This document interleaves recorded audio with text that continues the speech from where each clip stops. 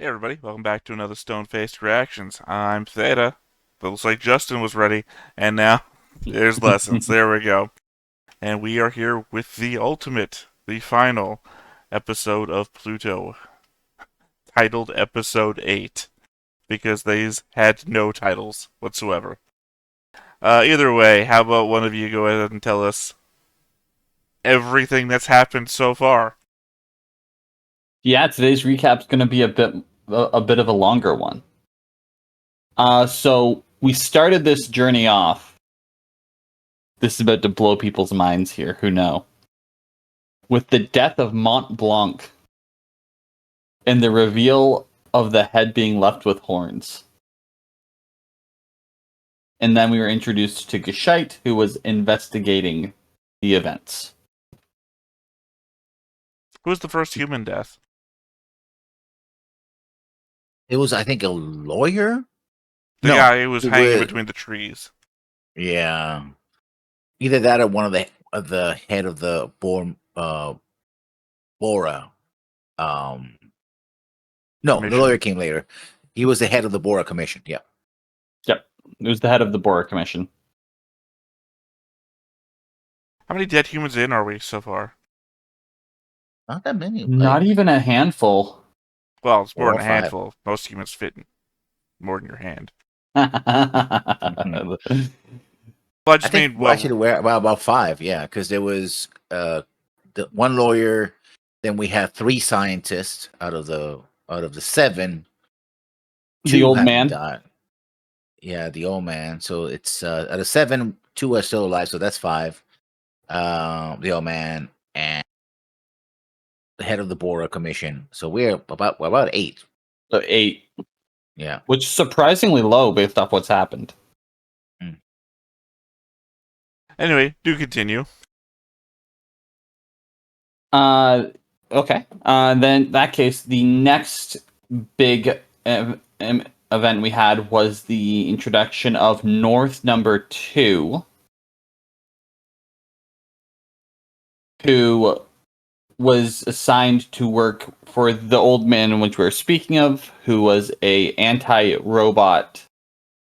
It's not even a nationalist. He was just a bitter old man who was anti-robot because he did not think that they could learn or create. But he was dealing with a lot of trauma because he thought his mother abandoned him when he lost his sight. But realistically, she was there the whole time. And the moment that he started to actually treat the robot with respect, that's when Pluto showed up and murked him. But the old man doesn't die, actually. He watches the fight, but he doesn't die.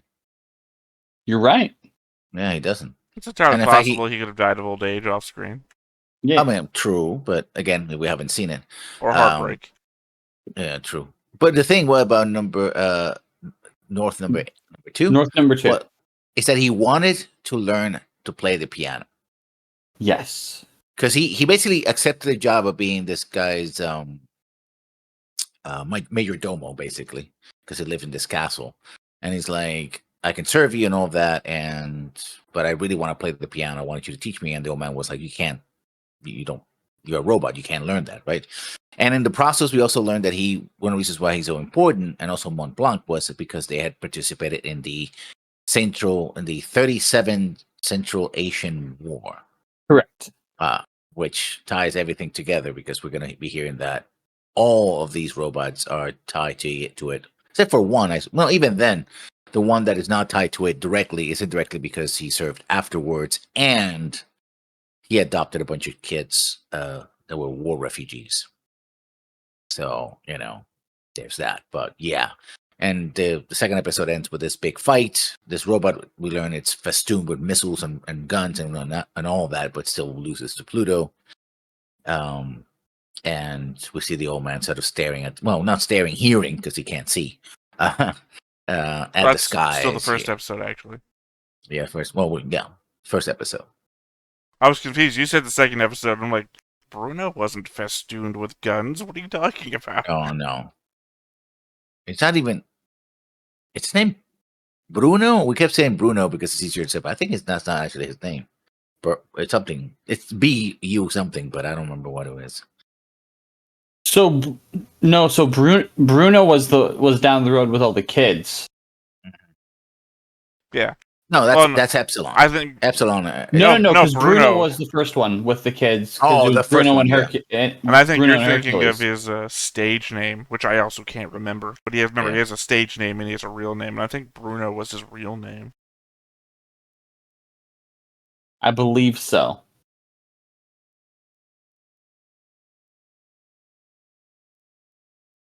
Well, that's completely unhelpful. The one time I decided to Google it, I type Pluto, Bruno, and I get the character Bruno from the movie Pluto Nash, which everyone loves to remember. Yeah. Then it turned into a big fight with the death of Bruno in his suit, which led to Hercules devoting to stopping Brando, Pluto. Brando. the Thirst Mutilator. That's a good name. Yeah, because we find out that Brando and Hercules are essentially wrestlers, robot wrestlers, and Yeah. they're both champions, and they also serve in the war together. And we With also Mont learned that Blanc. this is where with Mont Blanc, that robots can switch bodies. They can inhabit different bodies, like they can have like a civilian human like body, and we can Yep. also have a combat rig or whatever else they need to do the job they want to do, right? We also include, this is the episode we actually, I think it's in the first episode, we also get introduced to Adam as well. At the very Yes, end. at the very end. Like, The very literally end. see him, like, picking up a snail. That's it. Mhm. Really get we And introduced then, to the second episode. yeah, but Gescheit looks at him and goes like, oh, Adam, and we see Adam acting, well, he is a child, basically, child robot. And there's something about the memories. That's when we also get introduced into the chips that basically hold the whole memories of an entire robot. Because there's been another robot. Well, actually, that happened in the first episode that gets murdered by a random dude, and we Robbie. read also, yeah, and we're told that humans can murder robots because humans, still rule the world, but robots are prevented from murdering humans by law, and it seems to be both a legal document as well as something that they're programmed with. But we do find out that at least one robot has murdered a human being, and he is in a prison of some sort with a sword in his chest. We don't know how that happened exactly, but it happened. I will say It was a big old lance. I It will was like say in massive. the previous version that I had seen before, that lance is actually one of the characters we've met's weapon. So Oh. I don't know if it's the same thing that's the lance that's stuck through him. But in one of the previous versions, one of the characters we've already seen, when they go up to fight Pluto, in the version that I saw, they had a lance that they're fighting Pluto with. So I think maybe that's some sort of connective tissue. Maybe, I'm only yeah. bringing it up now because it no longer matters. Those characters are gone. Mm-hmm. So that means that one character probably fought this guy and used his lance, and that's how he defeated him. But didn't kill him, though. It's just something It's I interesting. expected that I was going to see and didn't get to see. Because that Yeah. character was here. They already had their moment to shine in our little recap thing. Or they haven't shown in a recap here, but we've seen them on screen and they didn't have a lance. So maybe it was just an inclusion of, hey, remember this character? They previously were drawn this way. Here's a thing. Mm-hmm. We have Gescheit continuing the investigation. And I think this is not the episode. It's the next episode where we get introduced to the robot hating society, which has no connection whatsoever to certain Central European, former German government of the mid 20th century. Not whatsoever. I mean, don't have to be.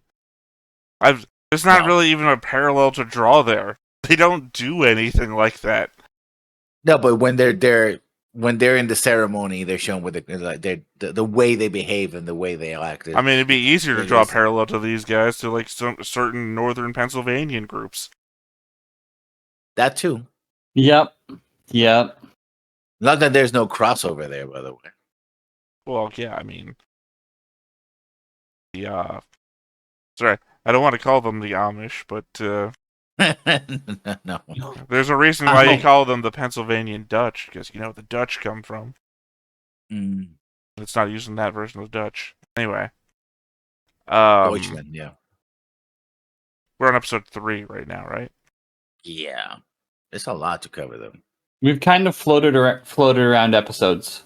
So Well, I mean, we went through episode 2 pretty quickly because it was just like, getting to learn about Brando, having conversations with Pluto, getting down what the basis of what everything was, and then Brando dies, introducing us to the giant green link that linked all the robot intelligence together. That slowly gets smaller and smaller as we went on through. So Also, we discovered that here well, starting in episode 1 particularly, but even it's hammered home in episode 2 that each one of these great robots, the 7 robots, is seen as a sort of a natural treasure, right? Their deaths are mourned by by the public and all that as heroes, which will get even more interesting as we get into the history of particularly one robot, and the idea that we're told is that robots have quote unquote equal rights with humans, but as we get into it, we realize that that's not exactly true. indeed. all right. Episode 3, Hercules, right? Hercules on the search for Brando's body. Go ahead. I think that might be episode 4. Have to go back. No, I'm pretty sure Hercules is the right Because thing right after Brando. I mean, at very least, I think the next episode starts with Hercules refusing to go into competition. yes. Yeah. If it's not Hercules next, I don't recall off the top of my head who the next to fall. No, so it is Hercules next. But I think like the first Because then know. it's also Adam enters the fray into doing detective work. Because I believe that's also the episode where we get his Batman reconstruction holodeck scenes. Because the next person to die, which was the lawyer in Japan, I Yes, want to Japan. say, and we do like a whole reconstruction of here was a note with ink stains on it, and here's the same ink stain on this business card, sort of thing. Because I just specifically remember that's why Adam is in the car with Gashite when Hercules is having his fight, and they're back on the link together. I believe so. I mean, we're not even covering the whole memory issue thing and dreamscape stuff from Gashite from episode 1, and we're just Oh yeah. broad spectrum here. We're trying to do broad strokes. We don't want to have a 5-hour podcast about the recap. So, yeah. Next up is Hercules. Oh, I guess we should also mention that Brando's brain or head in this case is used as his memory chip between two things Hercules finds, or actually I guess technically a worker finds and brings Hercules to. Yeah. Hercules snaps what we find out to be a thing off the head of Pluto in his fight. But Hercules also damages Pluto, doesn't he? Yeah, the first time Yeah. because one of the things that happening with Pluto is that it's a robot. Well, I'd say he because we'll find out later what happens. He has the ability to control weather, and so one of the reasons why it's so hard to fight it, you have to sort of fly into this cloud of of tornadoes and storm weather and all that, and just finding him in this cloud is very difficult to do, right? Very powerful. And so to this point, we really haven't seen him. We've maybe seen like eyes or something like that, but we haven't really seen Pluto because it's hidden under all the stone. And so Brandon is the first one to actually hit him and cause some damage because the other ones simply can't find him in the storm, right? And able to do any significant damage. But he's the one that he says, "Oh, I hit him. I killed him." Turns out that he damaged him but didn't destroy him, and Pluto actually managed to destroy him in turn. I guess to be fair, we have no idea if Mont Blanc had any success in his fight. Since he's the first to die, we have no idea how the fight even went, other than the fact it burnt down a good part of a forest. Yeah, but they were studying the the remains of it, and the only thing they found was Mont Blanc's remains. They didn't find any parts that belonged to someone else. So at least they didn't mention them. So let's see. It's up to episode 3. Episode 4 is where we get introduced to our anti-robot people, right? yeah, we get introduced to a character who Adolf, who again, no parallels whatsoever, or callbacks.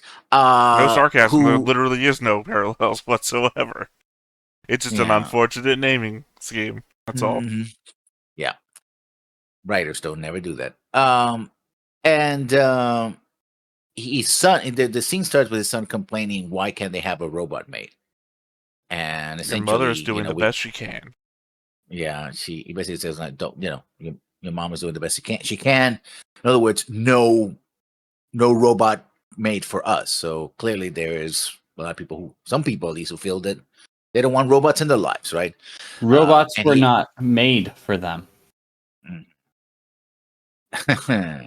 And he drives off in this village that is in the middle of this gigantic city. I don't know, is now Germany a gigantic megalopolis, basically? That seems to be there's forests and everything else. They seem to be like almost like a gated community in the middle of their own city.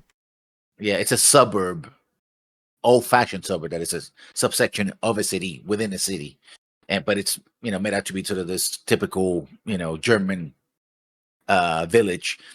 So that actually, I thought it showed that he didn't have a lot of money, but in fact, it would be the opposite, right? Because common people would just have to live in apartments, but he can afford one of these houses. I mean, he's responsible, as we find out, for the security that's keeping a president of a country or former president of a country subdued. So clearly, he's getting some good business in.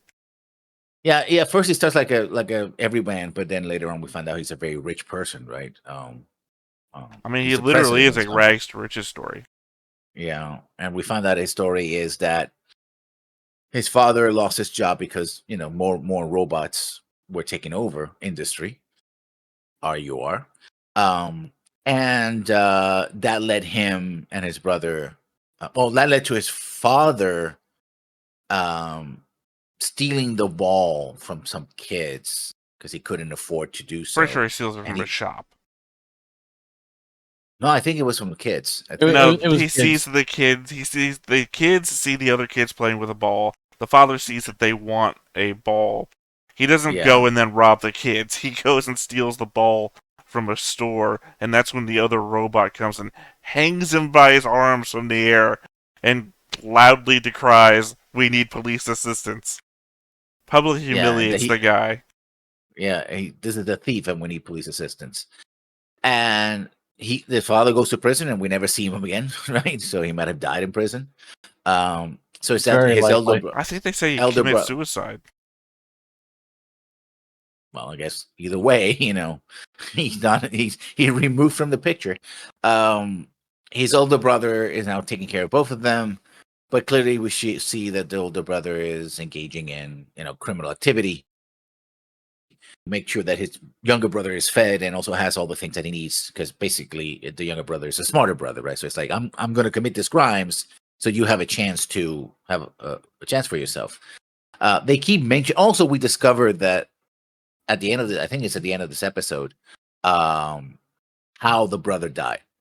But the brother was disintegrated, because the whole thing about Remember His Brother is that after a period of years, because he was a criminal, apparently, he has to be kept in custody. His body was kept in custody by the government, and that time had passed.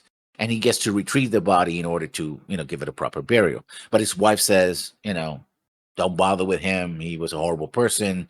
Even the organization that he's working for says, yeah, even him. The hate robots go like, yeah, no, don't bother with him. Oh, I think they were trying to manipulate him to get him to do that. It's like, oh yeah, no, Oh, goaded him into very doing it. clearly. And so when he opens a casket, he finds that his brother has been literally disintegrated, right, turned to pieces, right. Well, not literally disintegrated. Well, More close like enough. obliterated. Obliterated, yeah.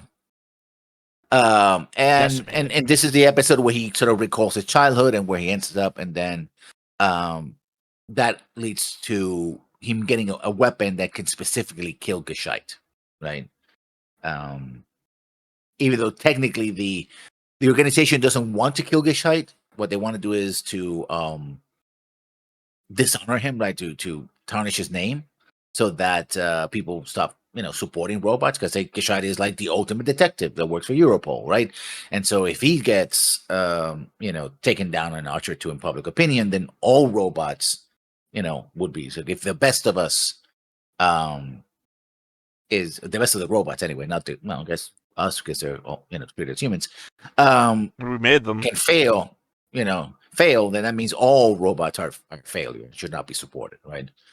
But he can't really go through with it, and I think that's episode 4. Or am I forgetting anything from episode 4? Because he ends up with a weapon and tries to kill Geshite, but he doesn't go through with it. Yeah, no, his car explodes. Yep. I don't know. Yeah, I think I'm thinking of episode 5. Episode 5 is where we get the first robot puppy, right? Yeah, and also Yes. we also get introduced. Is that episode 5 or 6 when we get introduced to Yuran? Yuran, I think who so. is Adam's sister from another Mister. I think Adam's sister is introduced episode 4. With the standoff with the escape animals, right? The Sioux animals. Yeah. Yeah, because she can sense emotion somehow, and she actually leads these animals away from the kid that they had cornered, right? And so they don't get shot by the police. He's like, "Yeah, we have to put these animals down because they're threatening this child." And she's like, "No, they're scared. Come with us. Come with me. Talks to them. It's like, come with me, and everything will be fine." And she does that, right? And we quickly find out that she's a robot, and like, that's kind of her ability, because each robot has his own. Well, I guess Hercules and Brando, their ability is that they're just super strong, right? They're the strongest. But every robot is supposed to have at least one or more unique abilities. At least when we get to the further into the other the robots. robots that we're dealing with, yes, because they are the quote unquote world's greatest robots. Mm-hmm. Well, they're built by very specific scientists, and each of the specific scientists have a model or whatever. So. Oh, we also forgot that this is when when Hercules is investigating Bruno's disappearance. That's where Epsilon shows up, and we're told that Epsilon is powered by solar power. Eventually, we find that out. So he uses energy-based attacks, and he was the one robot that didn't participate in the war. And we also learned that the reason for the war apparently was because the Central Asian nation Persia was, which geographically speaking is not really Central Asia, but never mind. Unless they took over India and the Indian subcontinent, which could have, I guess. I mean, very large nation. They were building robots of mass destruction, right? And so essentially, the robots were sent there, the greatest robots and other robots, to destroy these other robots that were being built by Persia, and they destroyed thousands, tens of thousands, hundreds of thousands. We don't know how many they destroyed, right? Because the technological gap between these robots and the greatest robots was, gigantic. But there's also artillery. There was also human troops and all that invading the country. And also, the evidence got melted in a basement. Yeah, which we find out later. Yeah, with the entire town too. And before it got melted, all of the chips that were made from these robots, disappeared. which is very interesting. And that this war was led by, it was a UN forces, but it was led by the United States of Thracia. They were the ones who pushed for the war, right? Yeah. Even though the Bruno Commission didn't find any evidence, they found evidence of destroyed robots, lots of them, but not, wars against crimes against robotics, I guess, but not evidence of robots of mass destruction. But yet the war happened anyway, so there's that as well.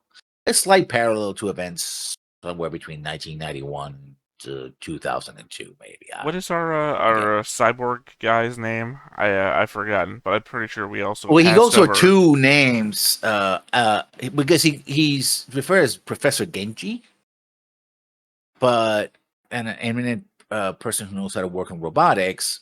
But he also goes by Abdullah. So Abdullah, that's the one I'm thinking of. Yeah, So I think he yeah. gets introduced in episode 4, didn't he?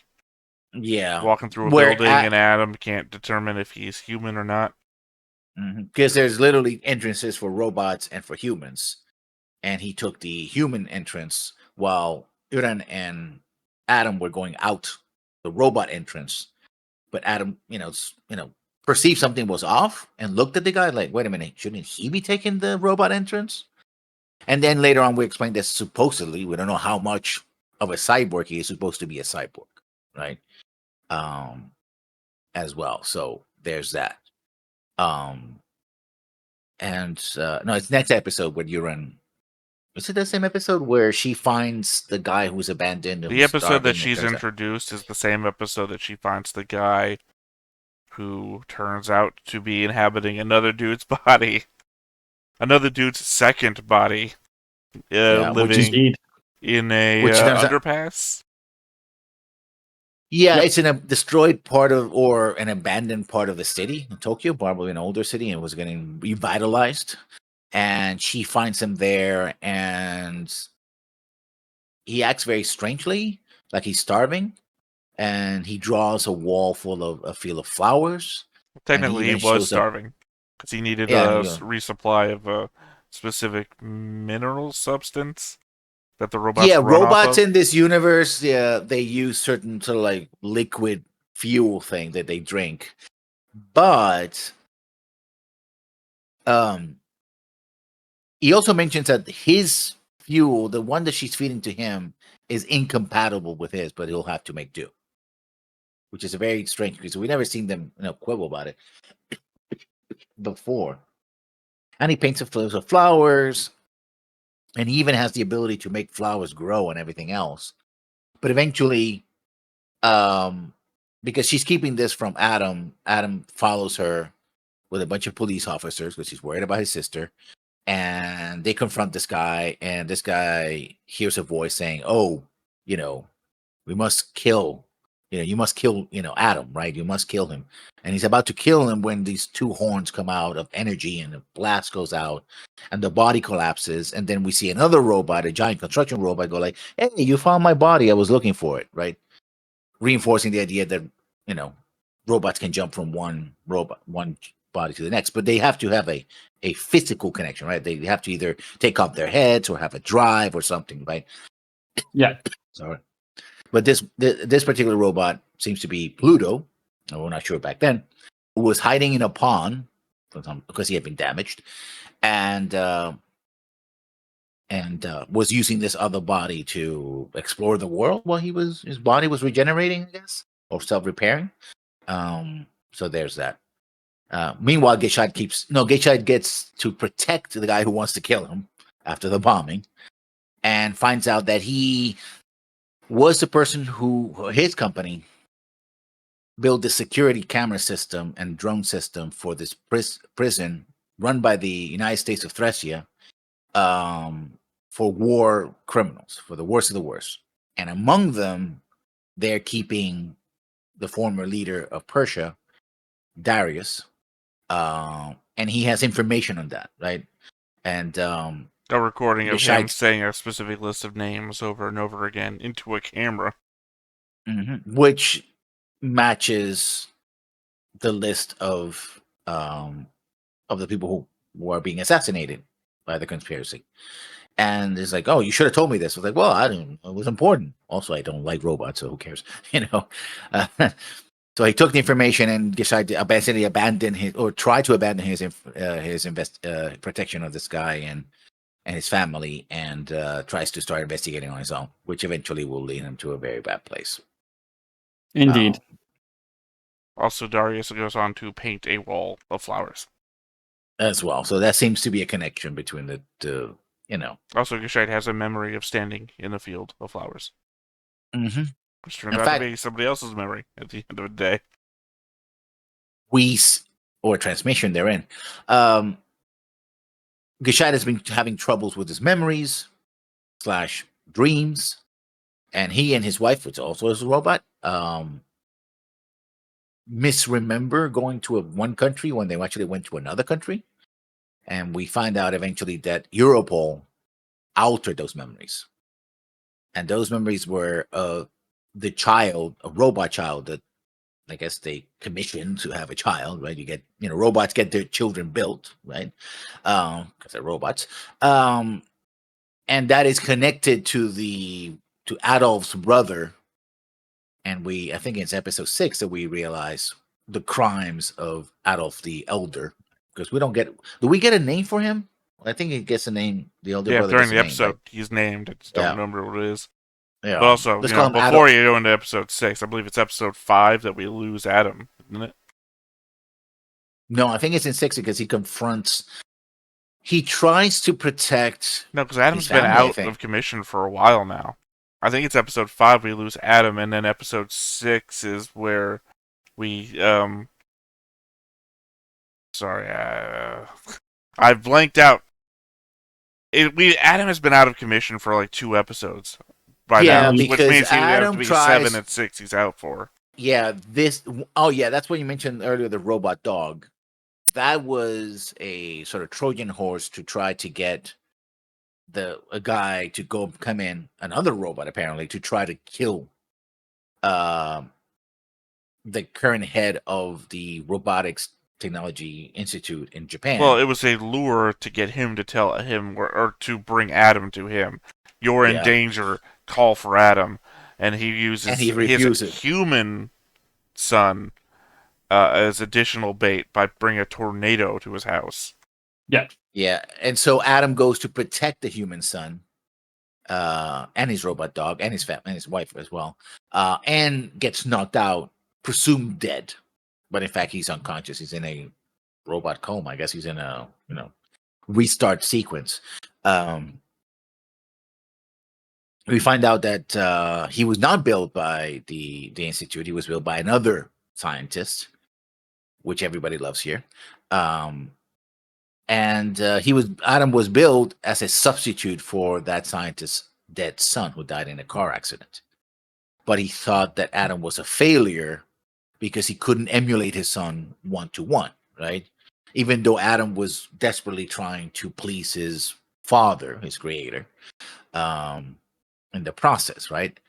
And we had a whole discussion of whether or not, Adam should have been smart enough to please his father by, getting all the public records on his dead son. It's like, why don't you just do what you're programmed to, you asshole, you little shit. But Adam couldn't do that.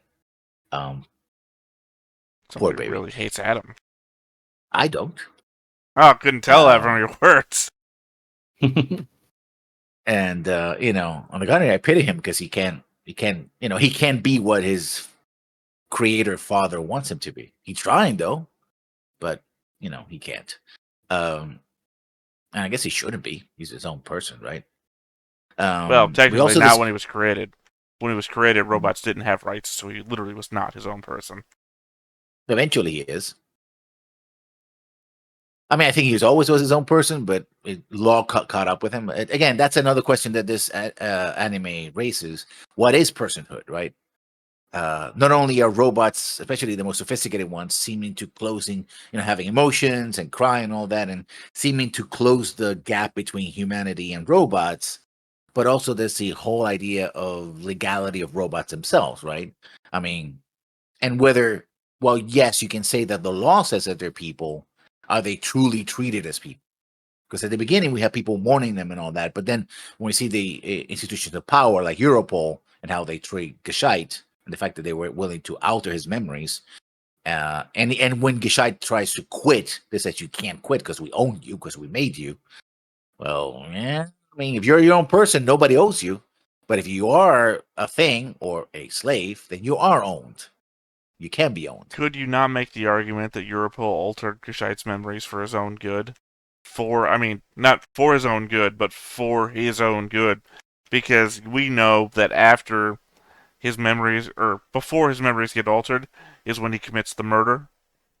And after he remembers committing the murder, is when he asks the question, is it possible to ever move past this hatred that I always feel?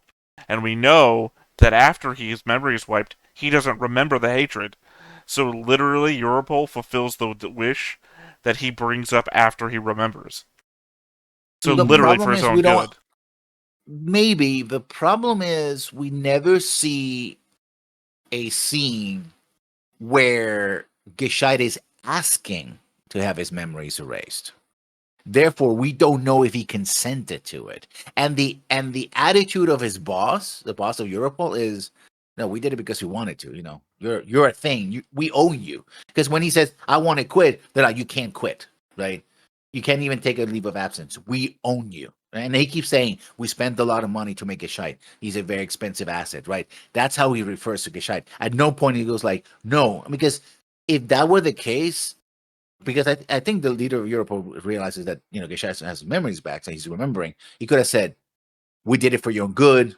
Here's the evidence that you asked us. You know, he doesn't, his attitude is never, yeah, no, we did it for his own protection. He's like, we own your ass. And it would have been embarrassing for us if you had the top detective be a murderer, right?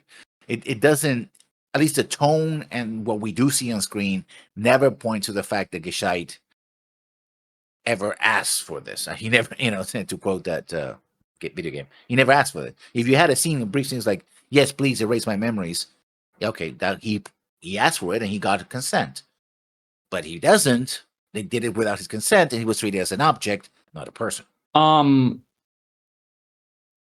I agree with both sides, but even it is possible to do something for someone's own benefit without their consent. When you're raising a child, if they have an abusive uncle, and you say you are not allowed to talk to your uncle or go over to his house, you don't ask for their consent. You might explain down the road, but that's a moment where you need to pull the trigger before there might be an element of robotic mental health that's not in play here that we're not aware of. Like again, we know what he turns into kind of after the fact and wishes for these things, but there's also the element that he is in fact a murderer in that situation. It might not have any legal rights of his own from that position. But we know what they do with murderous robots. They put him in prison, right? Why didn't they do that with him? He literally, that guy is stuck apparently where he got jammed with a lance. They made a prison. They made a prison around this guy. So, and they do arrest robots because that's one of the things that Epsilon wanted. Epsilon wanted Gescheit to arrest Pluto, not destroy him. I mean, right? for all we know, it was Gescheit's two alternatives. we make a prison around this place you murdered a guy, or we wipe your memories. Again, we have no. But going back to the argument of the child, we literally have robot children as well. So Gescheit is treated almost, and he sees himself, and he has a wife, and he can have children as an adult, right? Yeah. So if we're having rights, and those rights include different stages of age, because we have robot children, so robot children certainly don't have the same rights as adults for their own protection, but we do recognize that one of the things about being an adult is you have full consensual rights, right, to say or not to say. If they're treated as humans, and humans as adults have, unless they're proven to have a past, not momentarily, but actually a long-established mental difficulties that do not allow them to give or accept consent, and we don't see that with Gescheit. We see that what we see is that he did this at his own volition all the time. Um, a simple scene of, yeah, we did it for your own good or whatever, at least would raise that. But again, Mhm. at no point are we told that it was done by anything other than Europol's convenience, right? I Just don't like know. a 5 second mention. His Yeah. creator is constantly there too. So But his creator didn't know it. He confronted the head of Europol. Hey, what do you do to him? It's like, nah, we invested a lot of money. Like, so even his own creator is like, you hired someone else to do this to him. You didn't even consult his quote unquote father on doing this, right? He eventually keeps the secret because he doesn't want to hurt Gishite, like the father would try to protect a child. And he figures it out, but still, it's like, you could at least told me. He wasn't part of the process. He didn't know. He actually confronted the head of Europol saying, hey, what the hell did you do to Gishite? It's like, yeah, we spent a lot of money on him, so we did what we needed to do. That's the line that guy always is giving. Yeah, we spent a lot of money on him. We invested a lot of money on him. all right, well, we've You bastard. established a lot on the Europol head guy.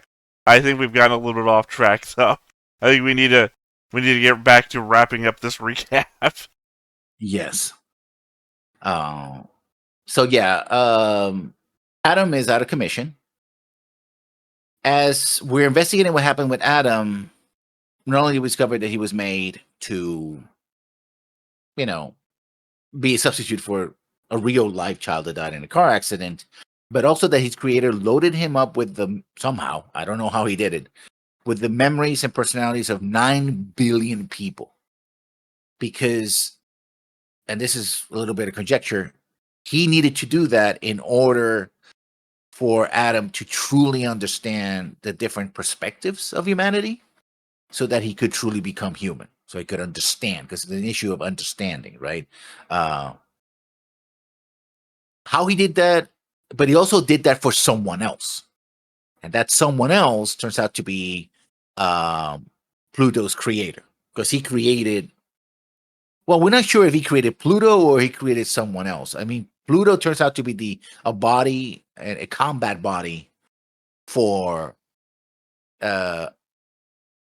this guy's eldest robot son, which was Sahad, I believe is his name.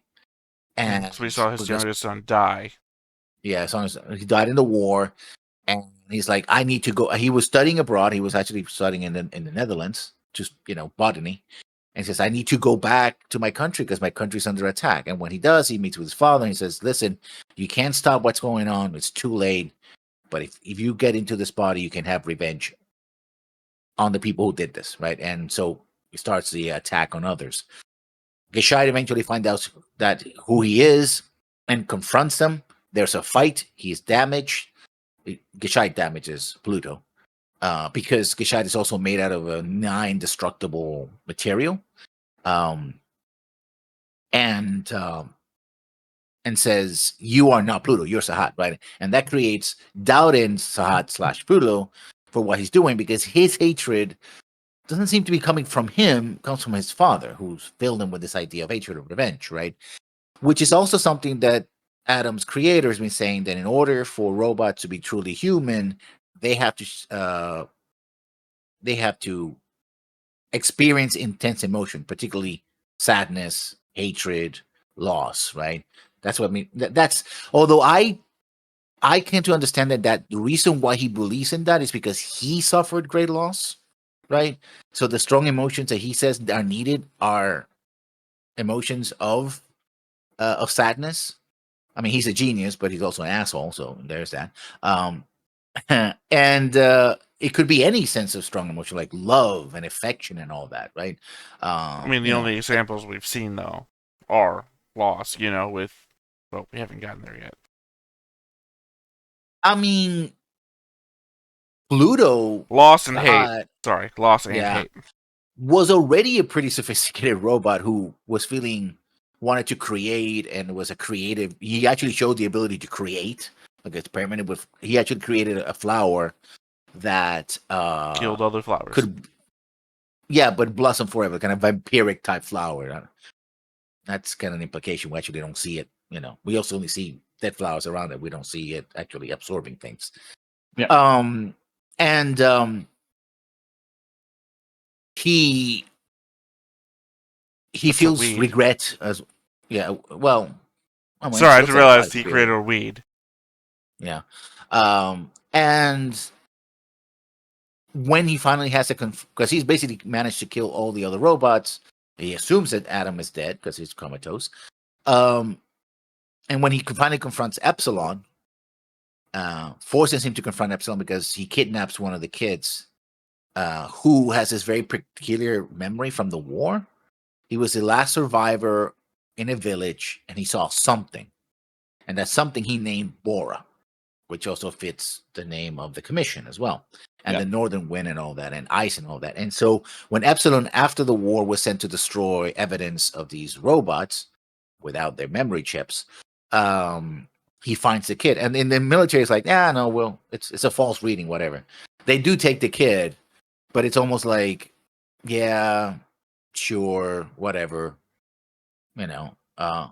Well, I guess we'll have to take care of it just to make sure that this guy does what we're telling him to do.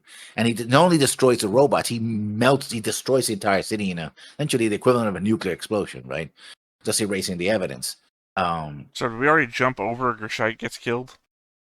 Yeah, well, I haven't gotten to that yet. Well, because the thing you're talking about is from the episode after Gershite gets killed. Yeah. So. Oh well, yeah. Gasite gets killed because he remembers what was happening, and what happened was that he was sent to stop this guy who turns out to be, I call him Adolf the Elder, as opposed to Adolf the Younger, who was still alive. He was trying to protect, and his crime apparently he was kidnapping robot children, including Geshite's own kid, and tearing them to pieces. I guess, torturing them to death. Such a horrible crime that everybody recoiled against it.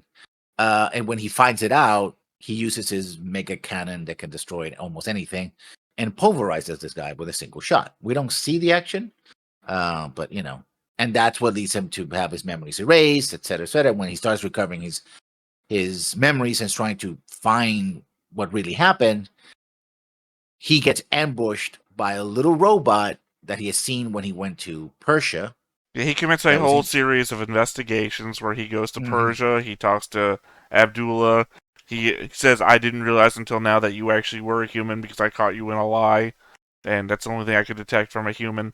And then he goes and investigates the entire backstory of his second son, which you already talked about, and then he confronts Pluto, underground, in Persia, where the flower field was.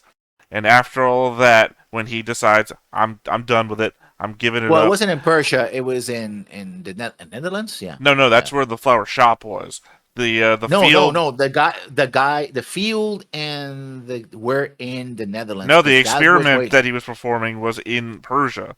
That's where the flower field was. In the Netherlands. You even see in the background. You see that the giant what's it called, windmills. I don't see that. The picture of the flower field was aimed at the ground. Anyway, it's not important where it is. I'll leave that to the commenters. You know us. We'll go back and forth for a half an hour on this. Either way, wherever it was, that's where Pluto was, underground. They have a confrontation. They eventually get out of there. That's where the back and forth you talked about from the Europol guy was coming from. Your property, you can't have a vacation. That's when he decides, fuck it, I'm going to go on vacation with my wife. And that's when he gets murked by the same robot unit that he had seen in Persia earlier in the episode that we fell in love with immediately and turned out to be the knife that stabbed us in the heart. And because he was a flower kid. It was basically a unit of robots, same model, and looked very similar to the model that would have been his son, right? At least the original model. And that's when we go on with Epsilon in the next episode when we see his whole foster home, which is what I got confused about before. I thought it was a foster home that Epsilon was visiting. Didn't realize it was his foster home.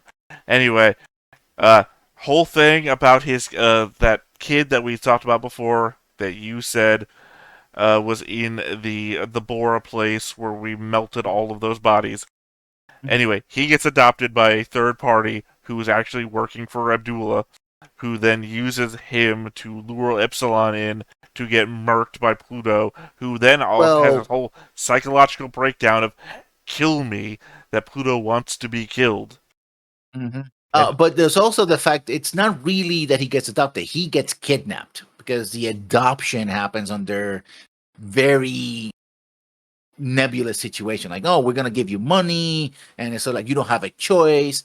Like what really happened, I guess, is that Abdullah had enough money to bribe the minister of children affairs in Australia, because it happens in Australia, and so like, no, this guy has a lot of money, so I'm gonna, I'm I'm gonna pretty sell sure this it kid was to this guy. the other guy was actually part and parcel, that he comes from a rich family. Like Abdullah Yeah. had sway over this guy, and this guy says, Mhm. "Okay, I'll do it."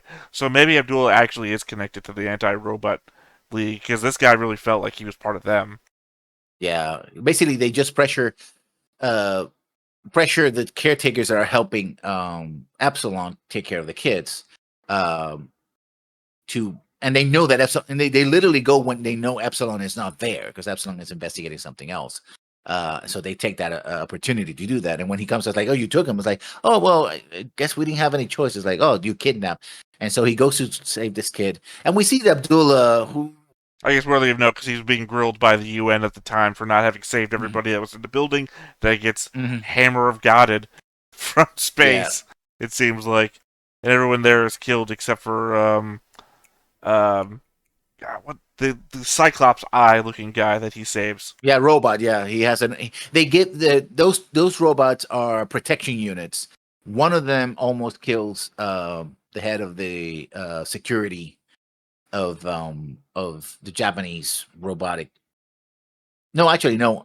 Epsilon's It almost kills Epsilon's creator while creator. Yeah, Gershite is talking to Pluto, and yeah. that's when they have that whole "you listen to us" thing, and he goes off on his own, and is the reason why the creator doesn't fucking get murked there too. Yeah. Um, and it's an implication that actually that guy had been taken over by Pluto while they were talking, and that's why the guy eventually failed because he let him I go. don't know the implication. Remember, there was two bodyguard units there, and they both kind of get murked. No, one of them gets knocked out, and the other one is the one that gets controlled because they actually have a fight between the two of them. And when they're having this conversation, basically Gesai says, let him go, and I'll do whatever, and I won't destroy you because they were ordering Gesai to destroy Pluto. That's what they were ordering him to do. And Gesai says, no, I'm not going to destroy him. He's buried here. He can't go anywhere. Arrest him, right? And he leaves. And then he has a fight. It's like, no, well, if I can't quit, then I'll take my leave. Whatever. It's like, oh, you can't do that either. Blah blah. You're 5 days away from retirement. You asshole. You can't do that. And Technically, we've already talked about this part though before. Remember, yeah, Gershite's fucking dead. Yeah. yeah. We're on to the adoption. And he gets taken to a northern country with it's apparently it's winter, so it's very long nighttime. But Epsilon goes anywhere, even though it's clearly a trap because Epsilon requires solar power to activate. And so he gets in a fight with Pluto. His father is egging Pluto on, like, kill him, kill him, kill him. Pluto begs Epsilon not to kill them. We don't know what happens next because Epsilon gets killed, but I'm not sure if it's Pluto that kills him or we are told that this light that came from the sky didn't come from Pluto because Pluto was supposed to be somewhere else, right? That was not his attack format. So we don't, it could be from Bora, right? It could be something else, a satellite or something. Satellite, you could just, track the, the impact site. Anyway, and Epsilon gets killed, but not before he protects this kid and this other robot from being destroyed by his fight with Pluto, etc.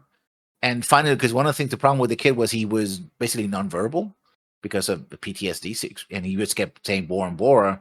Then he saw the song, which seems to suggest that the powers and abilities of Bora, like he can change weather as well, cold and heat and stuff like that. A true weapon and a true robot of mass destruction. And the other kid starts singing the song because they think it's a neat song. right? But they're not really making fun of him. They're like, "Oh, you gave us a cool song, right?" Because all the kids are orphans from the war, so I guess they kind of understand, what they've been through, right?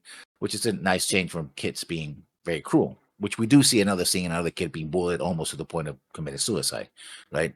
But he gets saved by Euron, who's like, "No, you're worth it. Your life is worth something. Don't do that." So Epsilon gets killed. Pluto disappears, but the kids finally verbalize the saying, grabs the remaining hands of Epsilon because Epsilon has somehow detached his hands to protect him in this energy field, and says, "Thank you, right? Thank you for saving me." And that's the end of the episode. And so now, oh no, wait, there's something more because we end up the episode in the Japanese head of Japanese Institute for Robotics, and we see a crack forming in the wall as if some kind of earthquake was happening, right? And we imagine maybe that's Bora who's finally coming to life. The problem is, if Bora came out of Persia, how did it end up in Tokyo? Also, Or is Adam he? woke up. And Adam woke up, but Adam woke up because he got one final piece of the puzzle because his creator, I won't call him his father anymore, he doesn't deserve the title. He talked to Gesheit's widow, said something about, hey, because she visits Japan. That was a place that we're going to visit with his husband, and they get to tour and all that. While Gescheit, it's being mourned because, again, he's the national hero for Germany and perhaps Europe. Probably just Germany. And he convinces her to cry. Like, we humans, when we feel sad, we cry. And if you fake it till you make it kind of thing, which is also being a theme here. Robots pretending to be human. Eventually they'll be able to, feel it themselves, right? She takes that chip of the death of Gescheit, good, she was holding to it, adds it to Pluto, and that's when Pluto wakes up. Adam. Yep. But Adam is awake, but doesn't say anything. So we don't know what state. He was still kind of processing. His eyes are huge, and he's sort of processing what's happened. And his sister's there, and and his father figure turns to her. It's like, "Oh, you're just a robot. You pretend you know how they feel, but you know how people feel." It's like, "No, I really can do it." Blah blah. So right now we don't know. Adam is still around. Pluto is heavily damaged, but doesn't want to kill anybody anymore. We know who he is, and maybe we'll have a final player on the field. And this is not part of the recap, but my pet theory here, and probably I'm wrong because of course I am, but in this case I'm just gonna say anyway that this has all been a United States of Thresia slash. Well, it's a convenient interposing of different characters, like Adam's creator wants to create the perfect robot. He's a genius, but also his ego is huge, and he wants to create the perfect robot no matter what, right? He doesn't care who gets hurt, doesn't care who gets killed. He just wants to prove that he's the best, right? The United States of Thresia, we also get a mention when Darius gets questioned by Gescheit. The colonel in charge of the prison admits that the one area that the United States of America, the United States of Thresia doesn't have an advantage is in advanced robotics. They don't have a world-beating robot, right? They don't have that. Canada had one. That's Epsilon, I believe it's Canadian. His creator was Australian, either one went. But the United States doesn't have. Yeah. Actually, Epsilon's creator does get killed. He was saving Gescheit's creator. Yep. That's what happened. So Gescheit's creator is still alive. Where Abdullah talks to him. So Australia, and he's Australian. So Australia got a Epsilon, I said well-beating robot. Germany, Mont Blanc is French, I believe. French, Belgian? from Belgian. No, not Belgian. He's from the Either Alps. Belgian or Swiss. No, he's from the Alps, so he can't be Belgian. Belgian is one of the Low Countries. So either France, Switzerland, or Austria is one of those.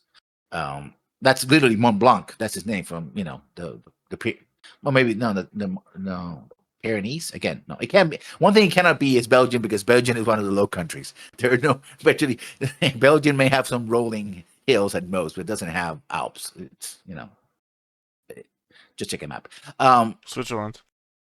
Yeah, Switzerland, Austria, or No, I maybe just looked France it up. or Spain. Switzerland. Switzerland. And so all these nations, Germany has Gescheit, Japan has Atom and Uran, so they have two, I guess, if you want to count Uran as one of the world's greatest robots. Nobody does, but she seems to be pretty up there in the. If she's enough to be the sister to Atom, then yeah, sure.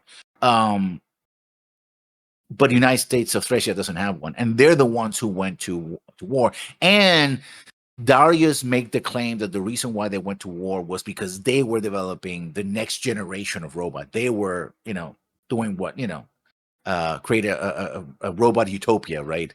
And that's why they got hit by the by the war, right? It wasn't that they were building, robots of mass destruction. It was that they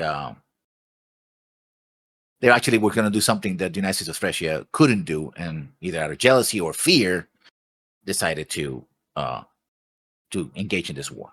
That's my theory. So we'll see if this episode proves it or at all. Probably not. Probably I'm completely wrong, but it's my 2 cents out there. Do you have any theory, Justin? No, I'm good. Okay. Sorry. I don't have any lead-ins either. All of my shit's backwards facing. I don't have any forward-facing thoughts or theories.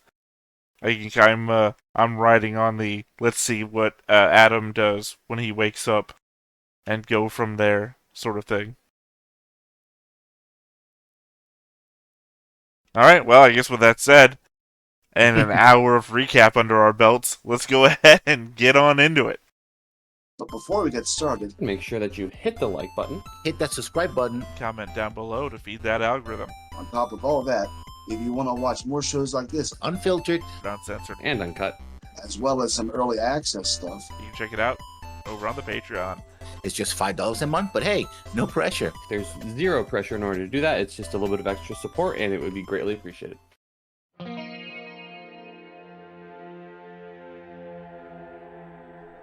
I mean, we did manage to recap 7 hours into 1 hour, so...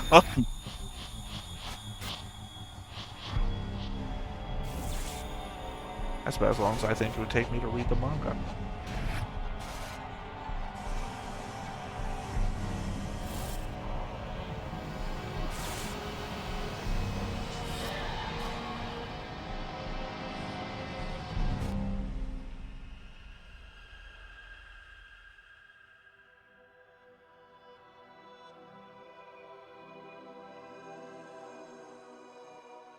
昔々マヌカチェの地にナナブーという部族がおりました。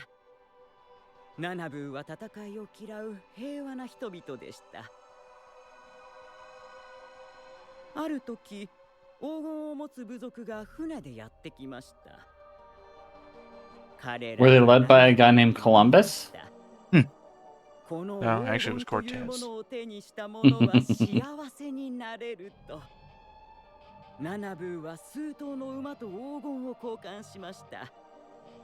黄金の噂はあっという間に広がり、ナナブーの人々は皆馬を手放しました。そればかりか、黄金を持つ部族に言われるがままに、家や大事な土地まで手放しました。ナナブーの人々はすべてを失いました。そして最後には、マナボンゾ山まで追い詰められ、その火口に次々と身を投げました。ナナブーの人々の魂は巨人に姿を変えました。巨人は火の山の奥深くに眠り、いつしかそれは蘇るという伝説がこ Of こ course. エデン国立公園に伝わっています。 So Yellowstone, basically. 次は先住民族の居留地を訪ねてみましょう。はい、旗からはぐれないように。 Well, I mean, it did have a very, Native American feel to the story. Yeah.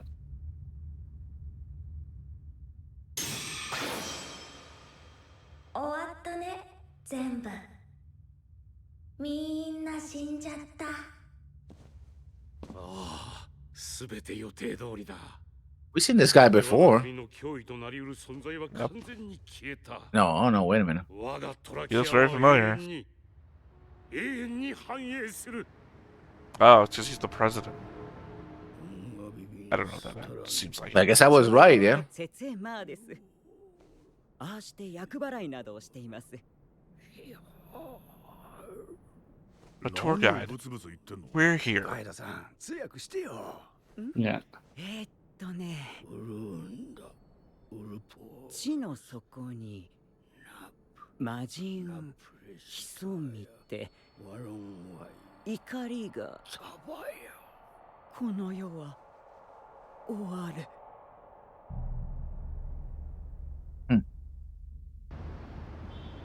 Sounds friendly. 移送は完了しました。安全管理システムは万全です。何が起きても対処できます。何が起きてもか。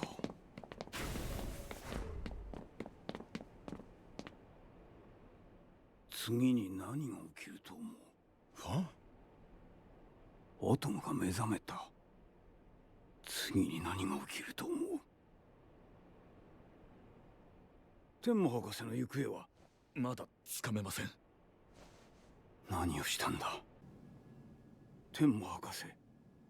あなたはアトムに何をしたんだ？何かプログラムを入れたって。プログラム？ Okay. 何のプログラムを？知らない。でもお兄ちゃんが目覚めるとき感じたの。世界のどこかで大きな悲しみがドカーンって。お茶の水長官、大変です。アトムがペンが欲しいというので与えたんです。そうしたらこれを。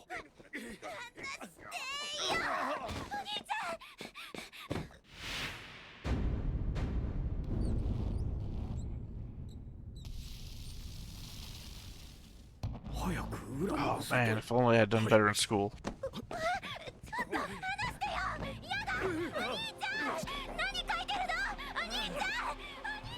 お茶の水長官、この数式は作り方だ。汎用子爆弾の汎用子爆弾。 An anti-proton bomb?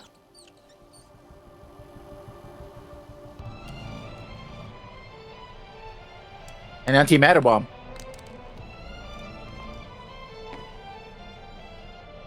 アトムが地球を破壊する爆弾の作り方を完成させてしまった。 That you recognize right off the top of your head. 偉大なロボット学者がわざわざ。でも来ると思ってたよ。アトムが目覚めたんだろう。おはようお父さんってか。知っていたのか。さすがだな。アトムほどの人工知能が目覚めれば世界中のお仲間は皆反応するさ。アトムに匹敵する人工知能はもはや君だけだ。まさか私を直しに来てくれたんじゃあるまいね。聞きたいことがある。直してくれたら話してあげてもいい。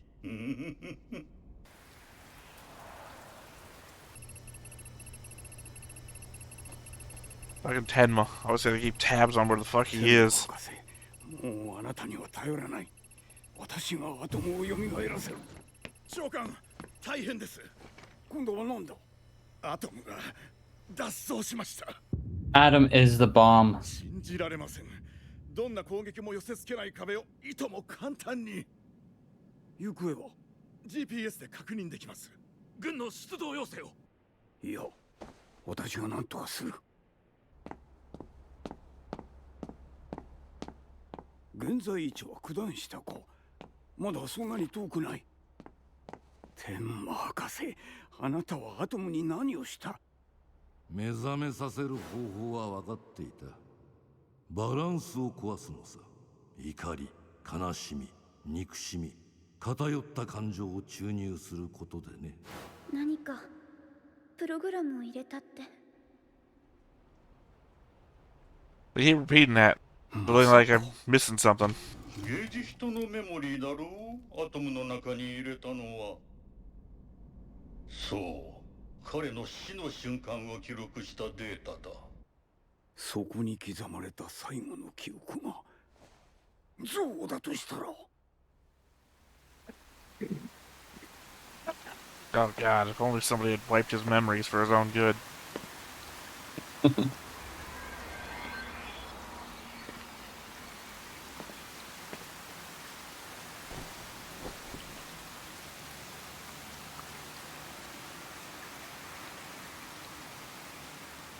僕を怒らせない方がいいよ。ん？どうした？アトムが生きている。の全員破壊されたんじゃないのか？生きている。しかも凄まじい像を持って。像？そんなバカなロボットが像なんて。知らなかったの？ロボットは怒らないと思ったの？ロボットは泣かないと思ったの？ロボットは憎しみを持たないとでも思ったの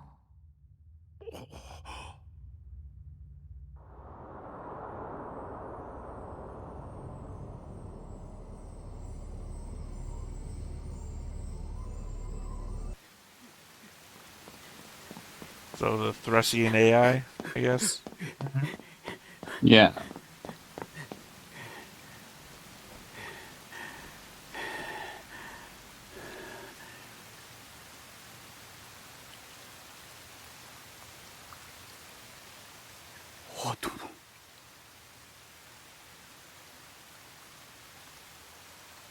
He's gonna kill it.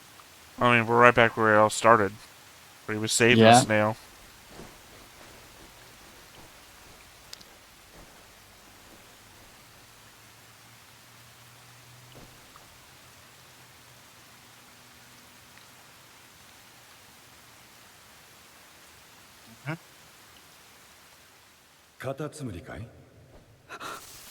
Remember, it's Gershite's memory thing he's got in there. お父さん、お母さん、冷静に。応援はまだなのか。ユーロポールのゲジ人です。状況は？犯人が交渉に応じる様子はない。この先で立てこもってる。犯人の銃は MMG の無反動式軍用だ。この先遮蔽物の奥です。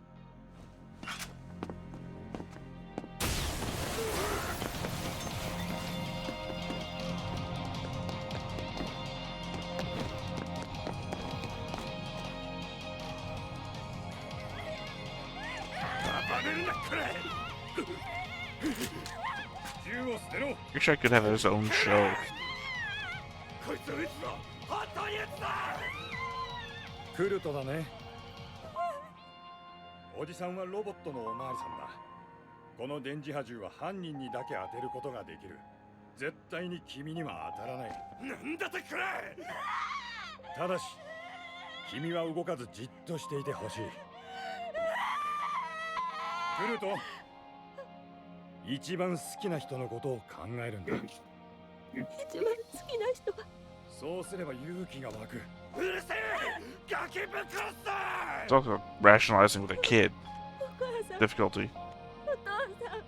そうだ。お母さん。お父さん。お母さん。お父さん。そうだ。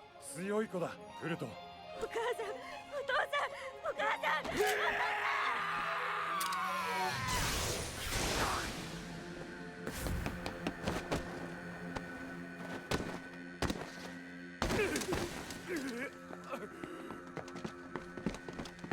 身柄確保。偉かったぞ、クルト。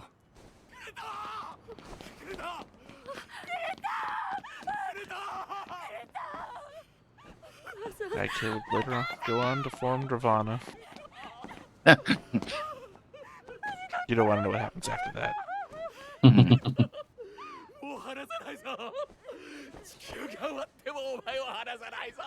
For robots who apparently don't feel any emotions, they are pretty emotional. I think they're robots. I know. That's the thing. I've said that your statement doesn't make sense. Those were human people. No, but remember he said that the ray wouldn't hit him. It wouldn't do him damage. Yeah. Well, yeah, because he was human. Because of his aim. Well, yeah, that too. Oh, is this gonna be our sell it to you for 500 guy? No, Probably. he's too skinny. I think it is. こんなところで事件起こしやがって。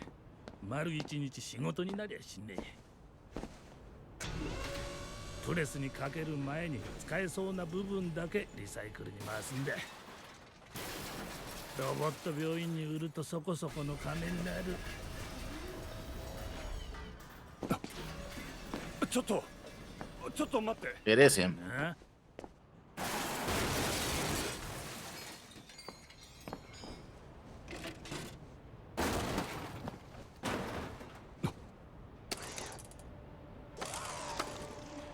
動いてる。これまだ生きてます。 Well, there's his son. いやこりゃ生きてるうちに入らねえな。だいぶ旧式だし。 Which then probably has to lean into the 2 scenes of the robot dogs we've gotten before, of not giving up on something.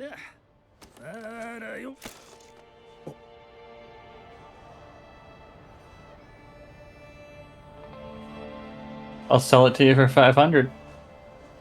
Zeus.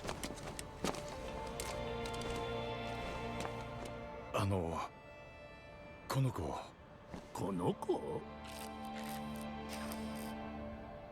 私に。構わねえよ。どうせガラクタだ。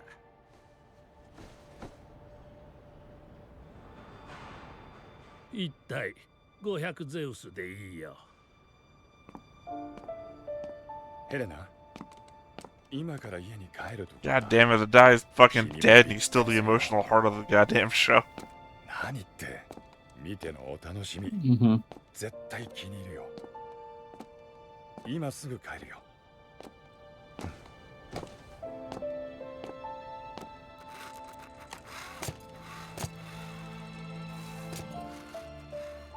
歩いたわけじいた。あ、そうだ、すごいぞ。もう少しだ。私たちの子供なのね。 Well, I bought him. 僕たちの子だ。生きてる。この子生きてる。生きているという言葉の意味が今本当に分かった。生きてるってこういうことなんだ。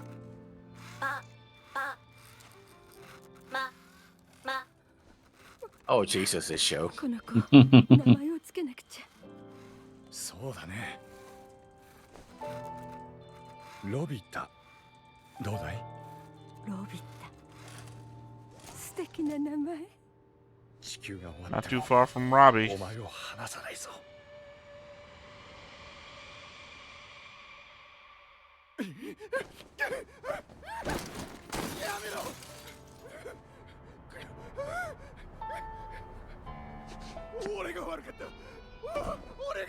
I mean, I didn't blame Grishay for anything before all of this. I just agree with him that much more now.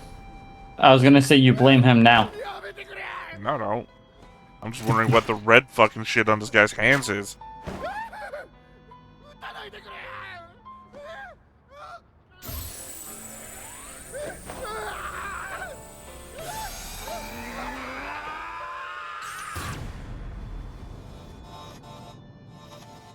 He had it coming. ゲジヒト、ハーサさん、あなたに聞きたい。人間の像は消えますか？消去しても消えないものですか？私が一番恐れていたのは憎しみを持ってしまった自分自身なんです。え？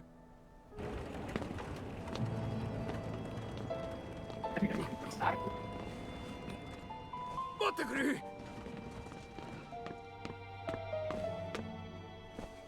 憎しみが消えるか？俺にはわからん。でも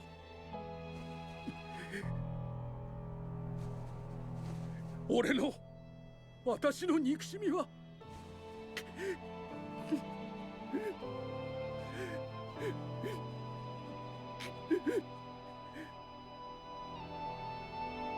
What is it? Come on, tell us.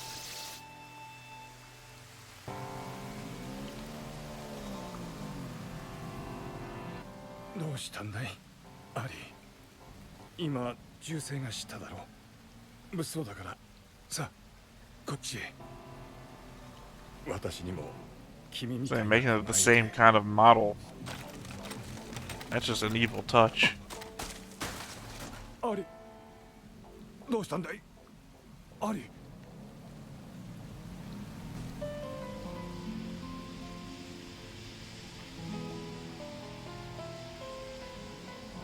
何も生まれない。憎しみからは何も生まれないよ。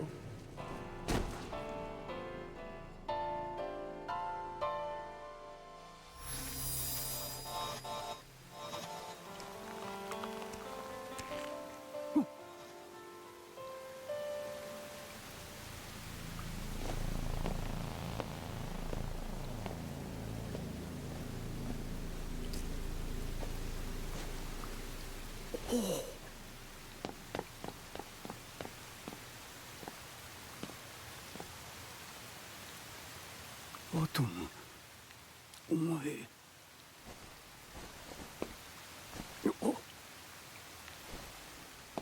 もう大丈夫です。お茶の水博士。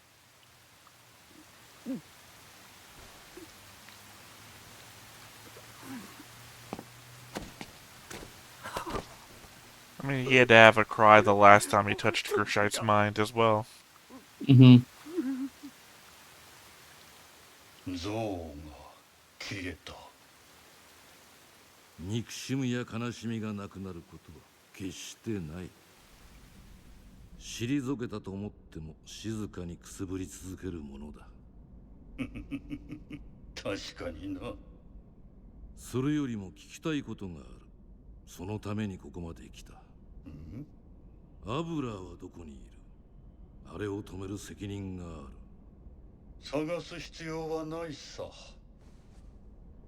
あちらの方からやってくる。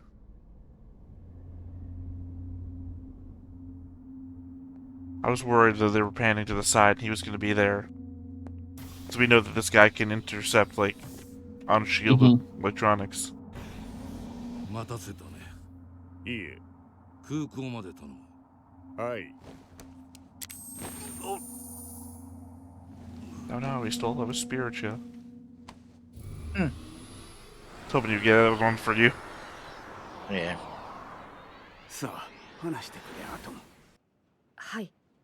僕の中にゲジヒトさんのメモリーが埋め込まれました。今からお話しするのは、ゲジヒトさんが調べ上げた事件の全貌です。ダリウス14世の独裁政権下。彼は砂漠のペルシア王国を急速に緑化しようと考えました。そしてそのための地球改造ロボットの製造をアブラー博士に依頼したのです。その名をボラー計画。大量破壊兵器じゃなかったのか。はい、少なくとも初期の段階では。しかしボラー製造計画は難航。試作品を作っては失敗廃棄を繰り返しました。それがお茶の水博士たちが発見したロボットの墓場。そこでアブラー博士は考えました。ボラーを完成させるには人間以上の能力を持つ優秀な助手が必要だと。人間以上の能力、優秀な助手。最高の人工知能を備えたロボットです。そのためにある科学者がペルシアに招かれました。ある科学者？ Fucking Tenma. Ben Tenma. 天魔博士だね。Boom. Yeah. It's a fucking brain for hire.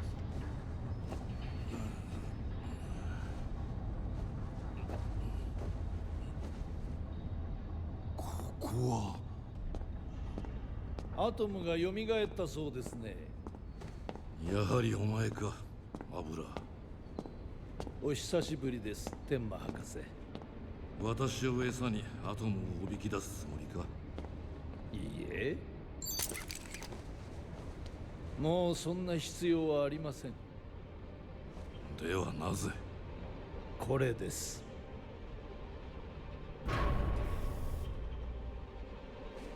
これは。これがプルート。いや、ボラ No. The Bora from the shadows that we saw. We couldn't figure out why it was so much bigger than everything else. Yep. 私の計画はこのボラーに私の頭脳を移植すること。史上最高のサイボーグを作ることです。それができるのはあなたしかいない。私と同じ優秀な人間であるあなたしか。アブラー博士はあの戦争で家族を失いました。彼は心の底から悲しみ、世界を憎みました。I knew it all came from that, though. 優秀な人間か。アブラ、お前は人間じゃない。そして博士自身も戦争で死亡しました。いやいや、そりゃ違うだろう。我々は Well, that's what his son had heard. 合ってるぞ。 The eldest お one. 前は人間ではない。何を言ってるんだ。確かに私は戦争で体のほとんどを吹き飛ばされたサイボーグのような体だが。サイボーグじゃない、ロボットだ。何をわけのわからないことを。私はずっと以前からお前を知っている。なぜなら、お前は私が作ったロボット。 Oh, the robot that was taking the face. 何をバカな。私はアブラーの依頼でロボットを作った。完全なロボットをね。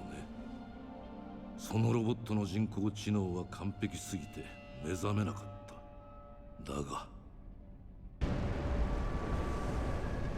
Woke up and thought it was its own creator. Yep. 早く空港へ。ここも安全ではありません。分かっている。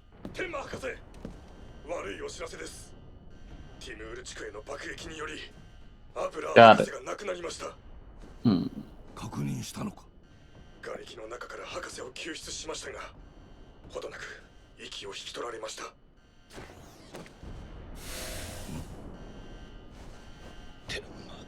天馬博士、聞いてくれ。この中に私の頭脳のある部分をコピーしてある。 Oh, snap. 君なら。これがそのお届け物です。Yeah.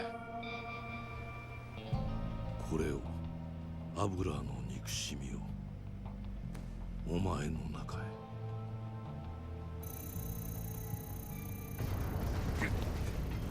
ここまで空爆が。 That's problematic. I knew he was always behind this.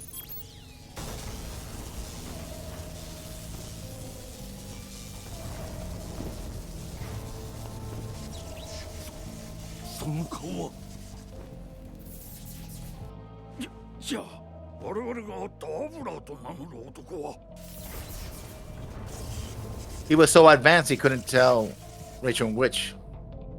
But is this information that Gershite had in his memory? I think it's Gertrude figured it out before he died. Nah. And shit that Tenma's just been sitting on. Yeah.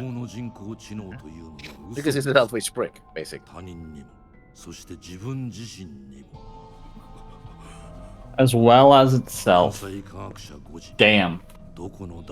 Yeah, he was he pretended to be Goji. Abdullah Goji. ゴジイコールアブラ。二重人格のロボットが誕生しました。私がゴジ。嘘だ。嘘だ。嘘だ。ではゴジはどこにいる？私の移植手術など必要ない。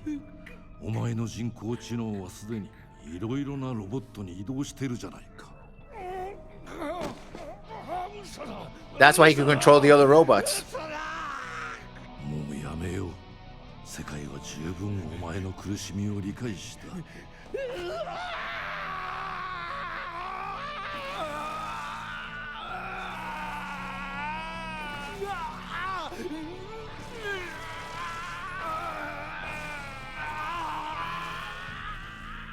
古代ウズベクの王様に人生の真理を説いた後、また土くれに戻ったという伝説の砂の賢者。その名前がゴジ。お前を救えるのは私だけだ。アブラーはプルートを作り、そしてゴジもまた計画通りボラーを作った。プルートはアブラーの憎しみを引き継いだ。そして僕ら7体のロボットを憎んだ。ではボラを。ええ。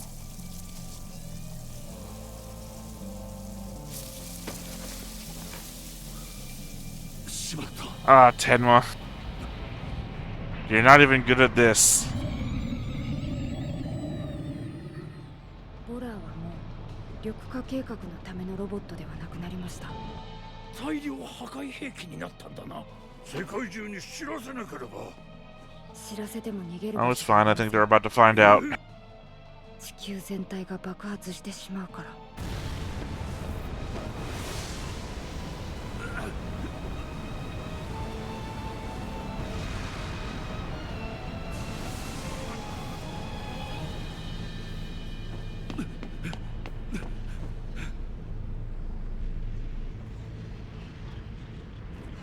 Hey, right into a volcano. Just like the start.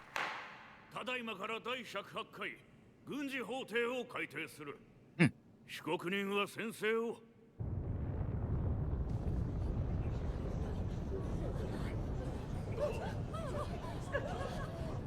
この程度の地震でうろたえる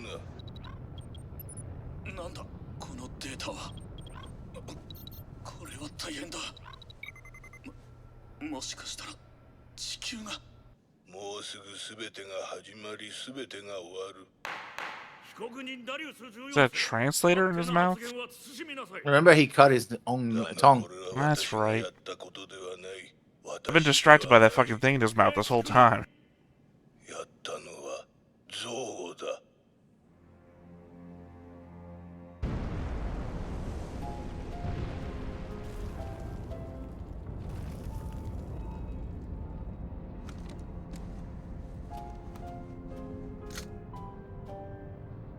おやめください、陛下。今は自害される時ではありません。止めるな、アブラ。陛下、どうかこちらへ。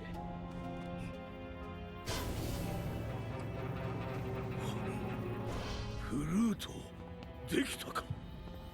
これであいつらを殺せ。あの忌々しい7体のロボットを殺せ。お任せください。そしてボラー調査団は私の手で。だが最も憎むべきはトラキア。しかしあればかりはどうにもならん。いえ、できます。できます。私ならできます。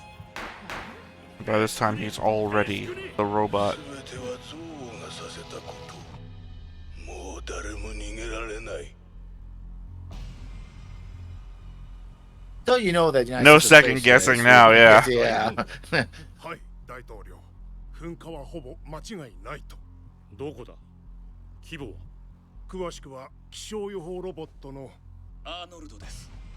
You have a fucking name, you 火 jackass. 山噴火を予知とはなかなか優秀だ。君のおかげで多くの命が救われるだろう。大統領、残念ながら多くの命は救われないかもしれません。ん？ I love the fact that he's like, you will save lives. He's like, no, that's not how this is gonna work, fam. Yeah.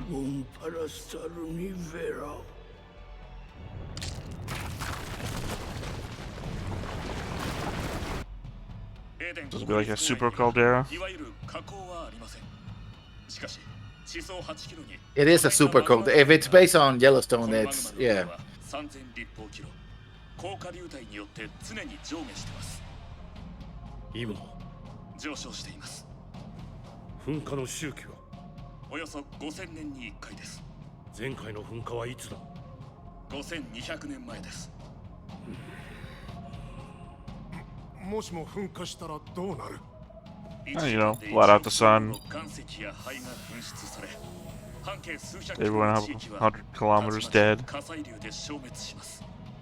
火砕流の温度はおよそ摂氏700度、速度は時速300キロにも達します。 That's fast. Wait, to be fair though, get hit by a pyroclastic flow, you're gonna be dead immediately. You're not even gonna feel it. Yeah.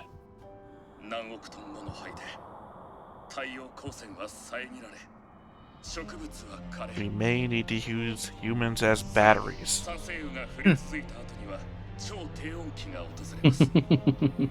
およそ数 Don't worry about it though, we'll make it nice for you. 大半が死に絶える I でしょ guess robots will survive. では今回その最悪の大 I 噴 mean, 火 it が depends on energy sources, right? I guess you could use う。起こ geothermal. りません。確かにマグマだまりは上昇してますが、カルデラのすべてが開く状況にはなく、まだ超大噴火には至りません。なんだよ人騒がせ。 Unless you had something to trigger it. 話を並べて。ただ、人工的な何かがマグマだまりに向かっているとしたら、なんだこれは？私がシミュレーションしたものです。例えばこれが汎用子爆弾だとすると、汎用子爆 But 弾 who could possibly have the formula to make one of those? 大変です大統領。先ほど軍事法廷で。もう誰も逃げられない。トラキアの真下に巨大な爆弾がやってくるのだ。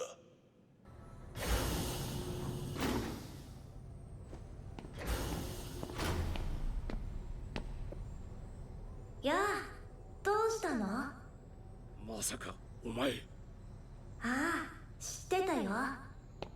なぜそんな重大なことを私に黙って？あの気象予報ロボット、あんなうろたえたふりしなくてもいいのにね。ふり？彼言ってたでしょ。大半の生物は死にたい。 Yeah, there you go. 僕らロボットは生き残るんだよ。大丈夫。地球の人口の10分の1ぐらいは生き残るから。残った人間は君にあげるよ、大統領。ということです。お茶の水博士。地球全体が爆発する。こういうことなんだね、ハトン。 I get to know that the AI is as fallible as any other villain in any other movie in history. Yeah. You don't tell anybody until it's already over. ボラーがエデン国立公園に到達するのはおよそ72時間後。さすがお茶の水博士。だが途中でスピードを I 上げ gotta るかもし say, れないぞ。 in episode 1, I would not have guessed that this is where we would wind up. 今から72時間後、アブラ博士の家族が戦争で亡くなった時間からちょうど丸4年。なるほど、ゾウが生まれた記念日か。止める方法はないんですか？ボラーは地中深く潜って進んでいます。そこまで到達できるものは。 Oh, he's using because he has all the technologies from the others.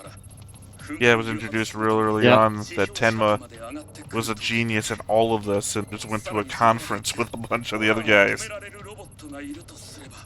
No, but remember, they gave him the technology and he didn't give him anything back. Yeah, that's what I 'Cause he's said. an That was asshole. at that conference. That he just walked out after he was done asking these questions. ただその前にやっておかなければならないことが。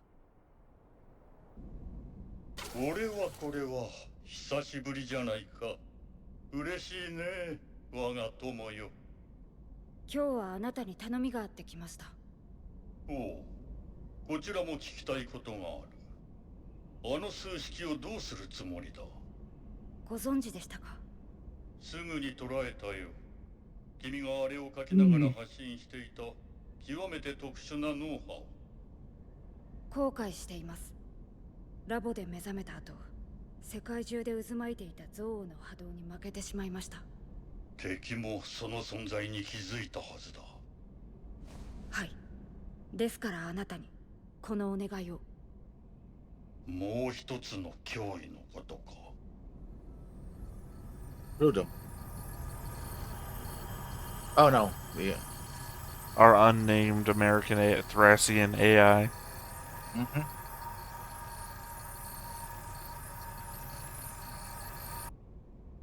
君の頼みというのは受けたまわった。ではよろしくお願いします。アトム、触れさせてくれないか。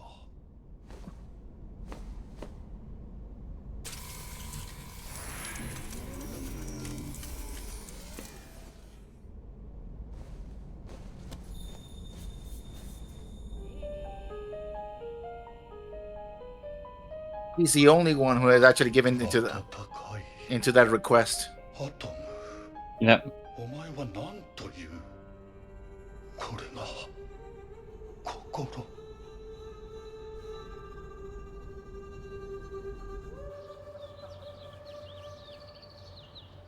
素敵。まるで別の家みたい。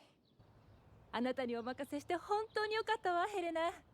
喜んでいただけて私も嬉しいです。こういう家に住むのが夢だったのよね。ああ。Oh. 植生に関してはまた後日。Oh yeah, you love this beautiful house?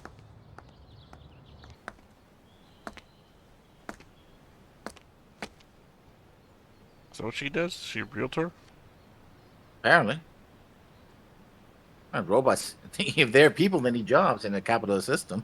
I'm just thinking, we know it's not where they used to live. Because she used to live in like a condo with Krishite.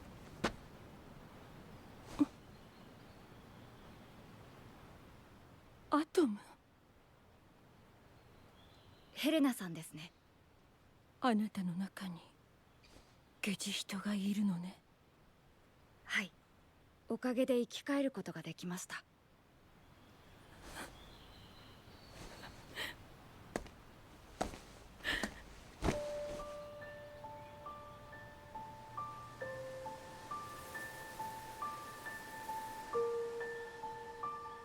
ありがとう。ありがとね、アトム。伝えに来たんです。ゲジ人さんはずっとあなたのことを思っていました。最後の瞬間まであなたに会いたいと思っていました。I'm just carrying flowers for you. だから自分に何があってもあなたは一人じゃないって。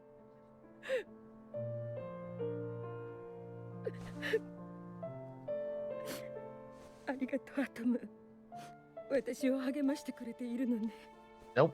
本当です。 Mm, ロボット nah. に嘘をつけませんから。そうね。 Well, except for that one robot that's exactly as advanced as I am. That can lie. Yeah. Yeah. 一つ聞いていい？はい。私たち夫婦は同じ時期、同じように記憶が欠落していることに気づいたの。私は未だにその欠けた部分を思い出せないまま。でもゲジ人はそれを突き止めていたんじゃないかと思って。Now he's gonna lie. 私たちの欠けた記憶って何？いいえ、ゲジ人さんは何も。Yeah, there he is. 何か隠してる？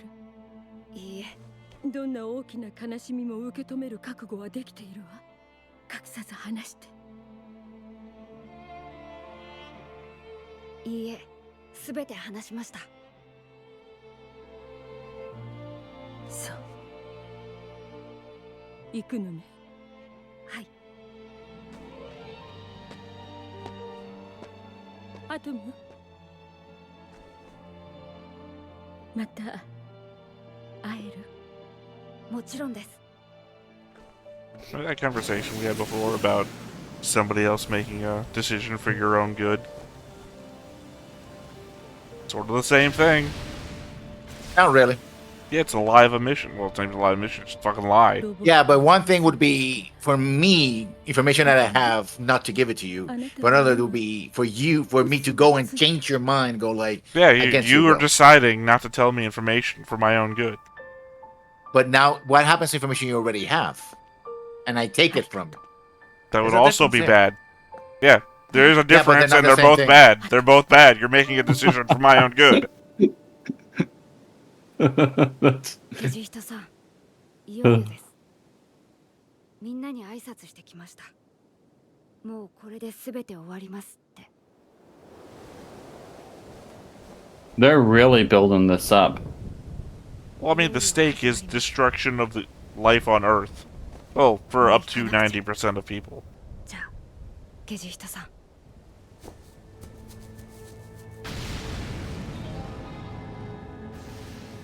But we don't know where Pluto is at, though. Well, he's not dead. No. I just, we know where Abdul is. There he is. I'd imagine he would fight Abdul, though. So, still don't know if he has the means to do so. I think my earlier theory of Pluto and Astro Boy versus Bora is still going to happen. Yeah? I guess my problem is I don't remember you having that theory. Yeah, he said it. Yeah, that doesn't change my memory. If only you had given me that information.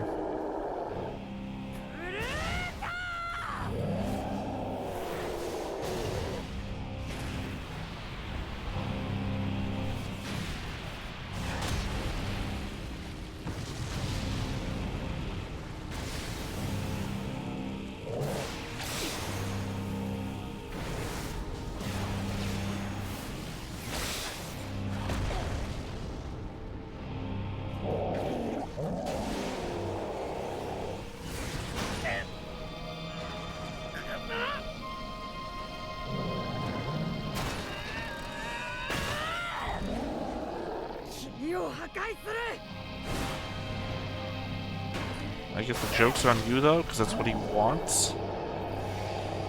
君は憎しみの塊だけど僕の憎しみの方がずっと大きいよ。お兄ちゃん。ダメ。お兄ちゃん。モンブランは森を愛した。スイスの森を守ろうとしていた。死にたくなかった。ノース2号は二度と戦いたくなかった。彼は音楽を愛していた。彼も死にたくなかった。それをお前は。そうだ、殺した。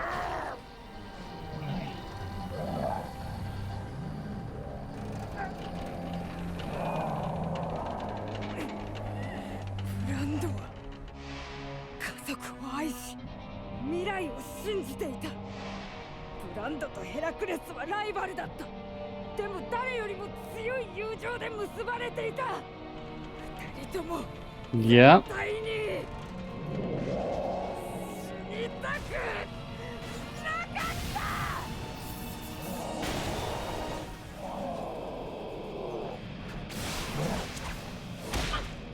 エプシロンは招聘拒否したまで I mean, he keeps repeating that they didn't want to die. I think it's, we know Pluto wants to die. 愛情を伝えようとした。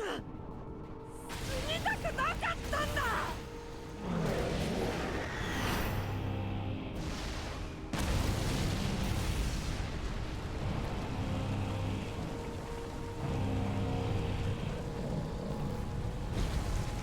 そして僕の中にはゲジ人の憎悪が入っている。ダメ、お兄ちゃん。プルートは竜巻を使ってない。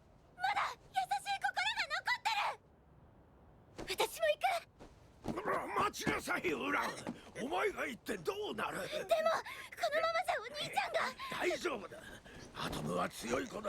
簡単に負けたりしない。強すぎたらお兄ちゃん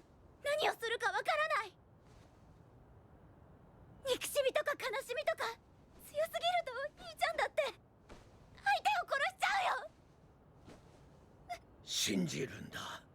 私たちにできるのはそれだけだ。アトムはそんな子じゃ That would な have い。 been a great place for the music score to kick in. Yes, it would have. 地点まで75キロ。アトム。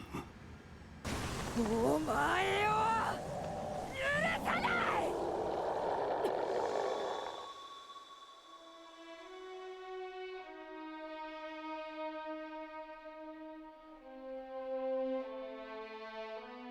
アトム。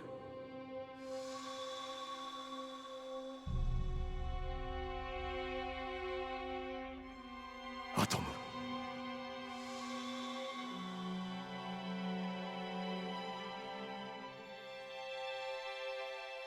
アトム。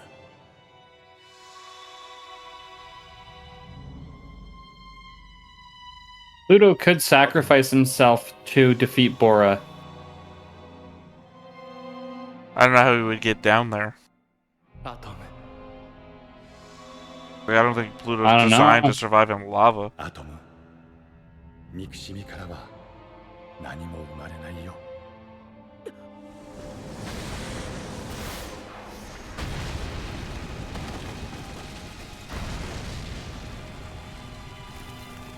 Well, at least I know about inertia.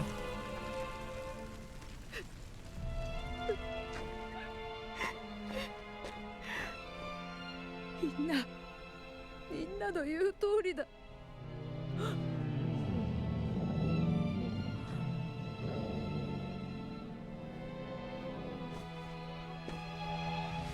プルート。なんだこれは。なんだこれは。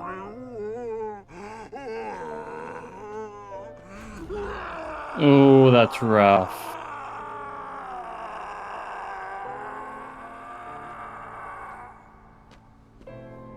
プルート。いや、君はサハドだろ。僕もわからないんだ。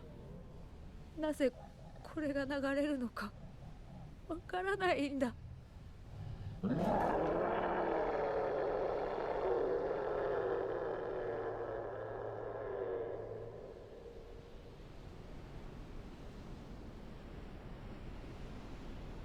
あ、流れ星。人間は流れ星に願い事をすると叶うって言うんだ。Nice knowing you, humanity, I guess. 僕はしたよ。Yeah.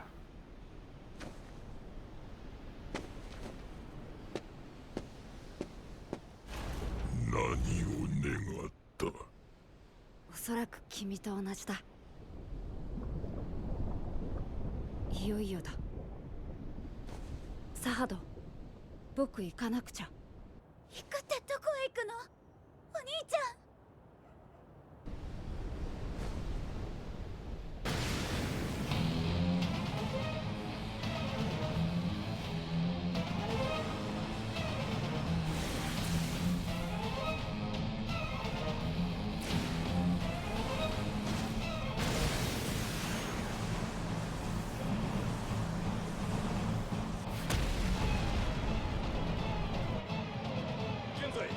So he doesn't have the energy field of Epsilon or Zeronium Shell or Shite, so... アトムの GPS は先ほどまでこの辺りに。まさかアトムはプルートに。アトムは今やそんな弱々しい存在ではないよ。偏った感情を注入したからね。天馬博士。おそらくプルートはアトムに殺されている。それよりもボラーだ。ボラーはもうすぐ地球を終わらせる。アトムにも止められない。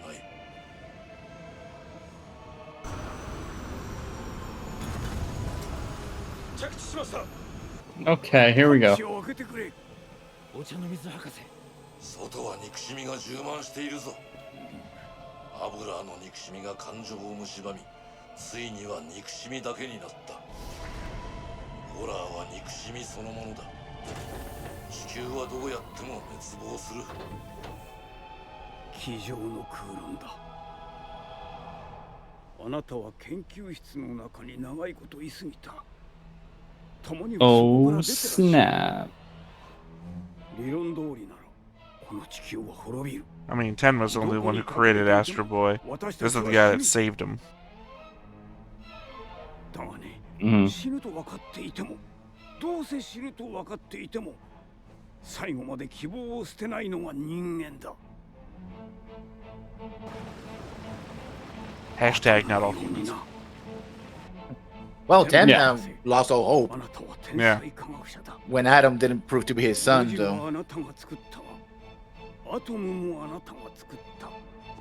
So I'm gonna give you a 50% on this one. Hmm.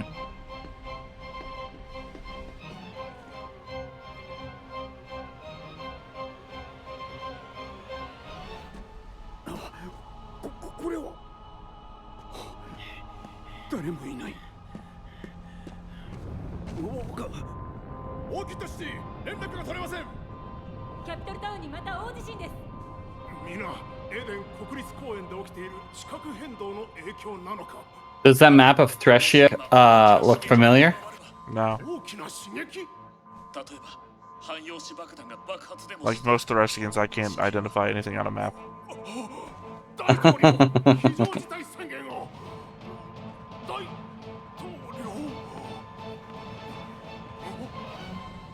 God damn it, he's gone to the moon base.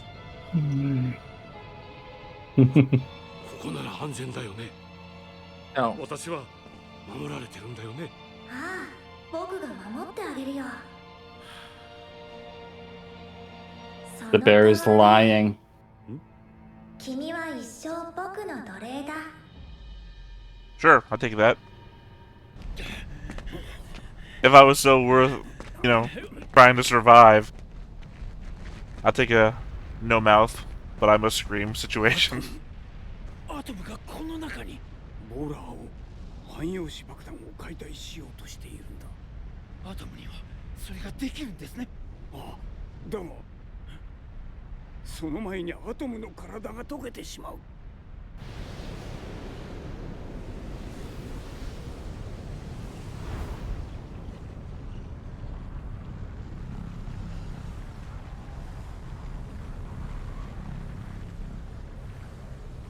ほら、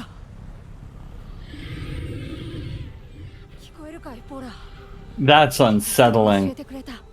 憎しみからは何も生まれないって。憎しみは止めなきゃ。分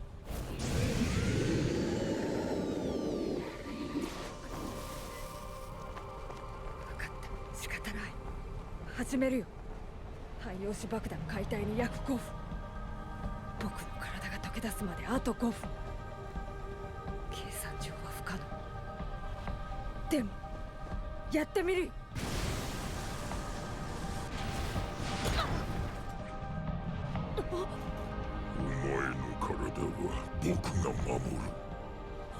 You are right.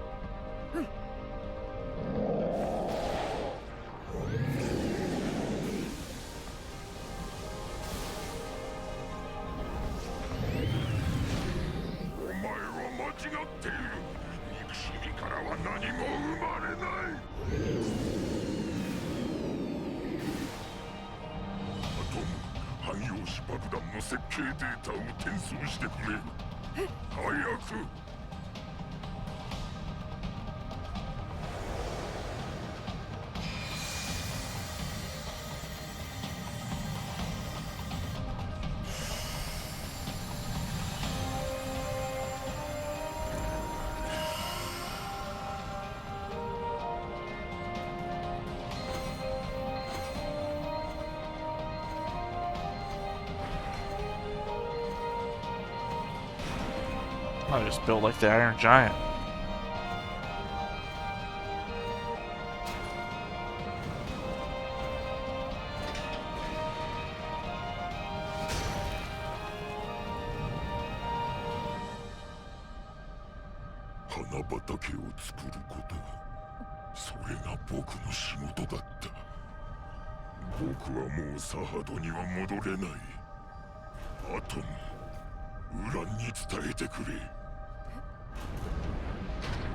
緒に絵を描けて嬉しかった。ありがとうと。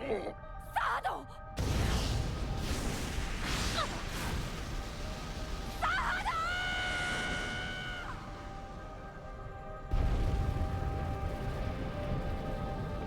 逃げましょう。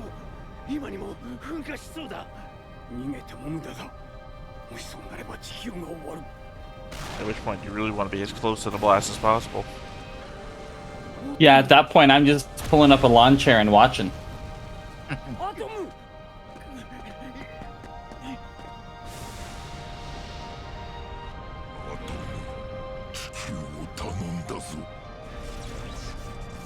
I mean, he is the god of the underworld.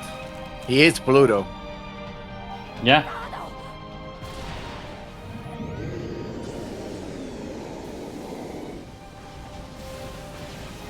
And unfortunately, Bora is just a wind.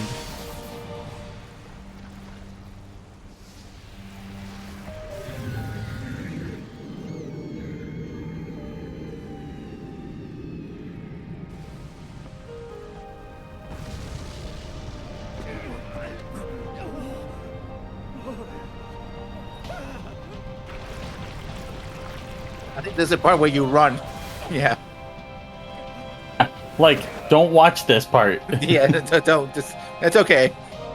I mean, what about the people that were in the plane? I hope they're taking off. Otherwise, yeah, they're done.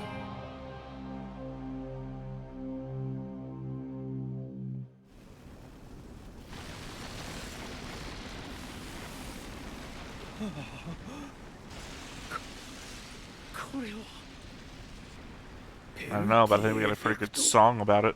性質の異なる金属を接合し、高電圧をかけることで急激な熱吸収反応が起こり、対象物は超低温状態となる。おお、空が。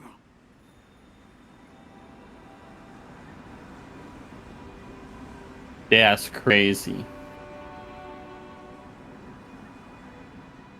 なんと鮮やかな、まるで花畑じゃないか。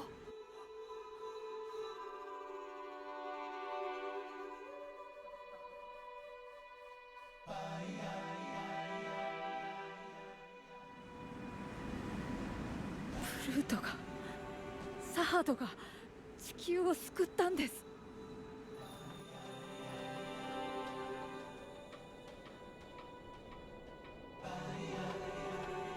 アトム。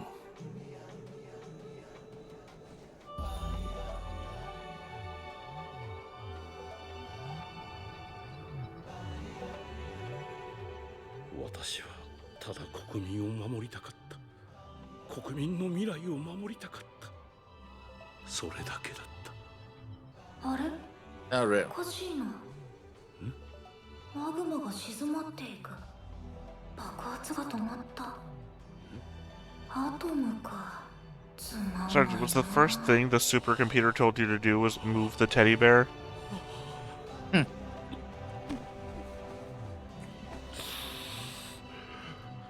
よかった。本当によかった。ま、次の手を考えればいいさ。方法はいくらでもあるからね。お願いだ。もう人間を滅ぼすなんて考えずに共に繁栄する道を。誰だ。 Oh. Because he's the only one that can kill. Yeah, but I understand the human president's been kind of like, you know, in on this, but 共に始めよう。僕らの新しい世界よ。暖かい。そして弱い。そういうことか。I think quite literally he was in his let's work together and live in this one phase. Not really the time to kill somebody. 君と僕は同じ神の領域にいると思ったのに。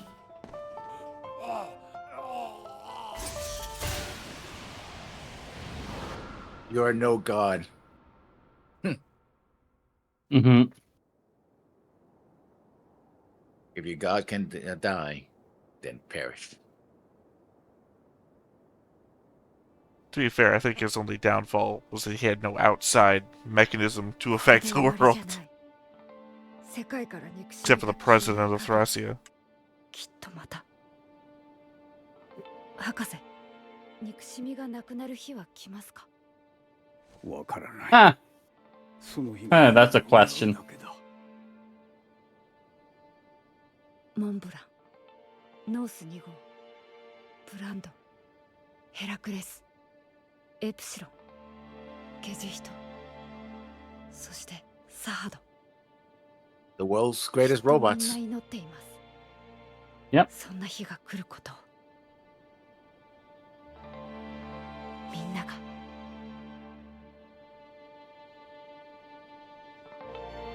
I mean, he did sacrifice himself for us, but I think we still had to put like an asterisk next to Saeed.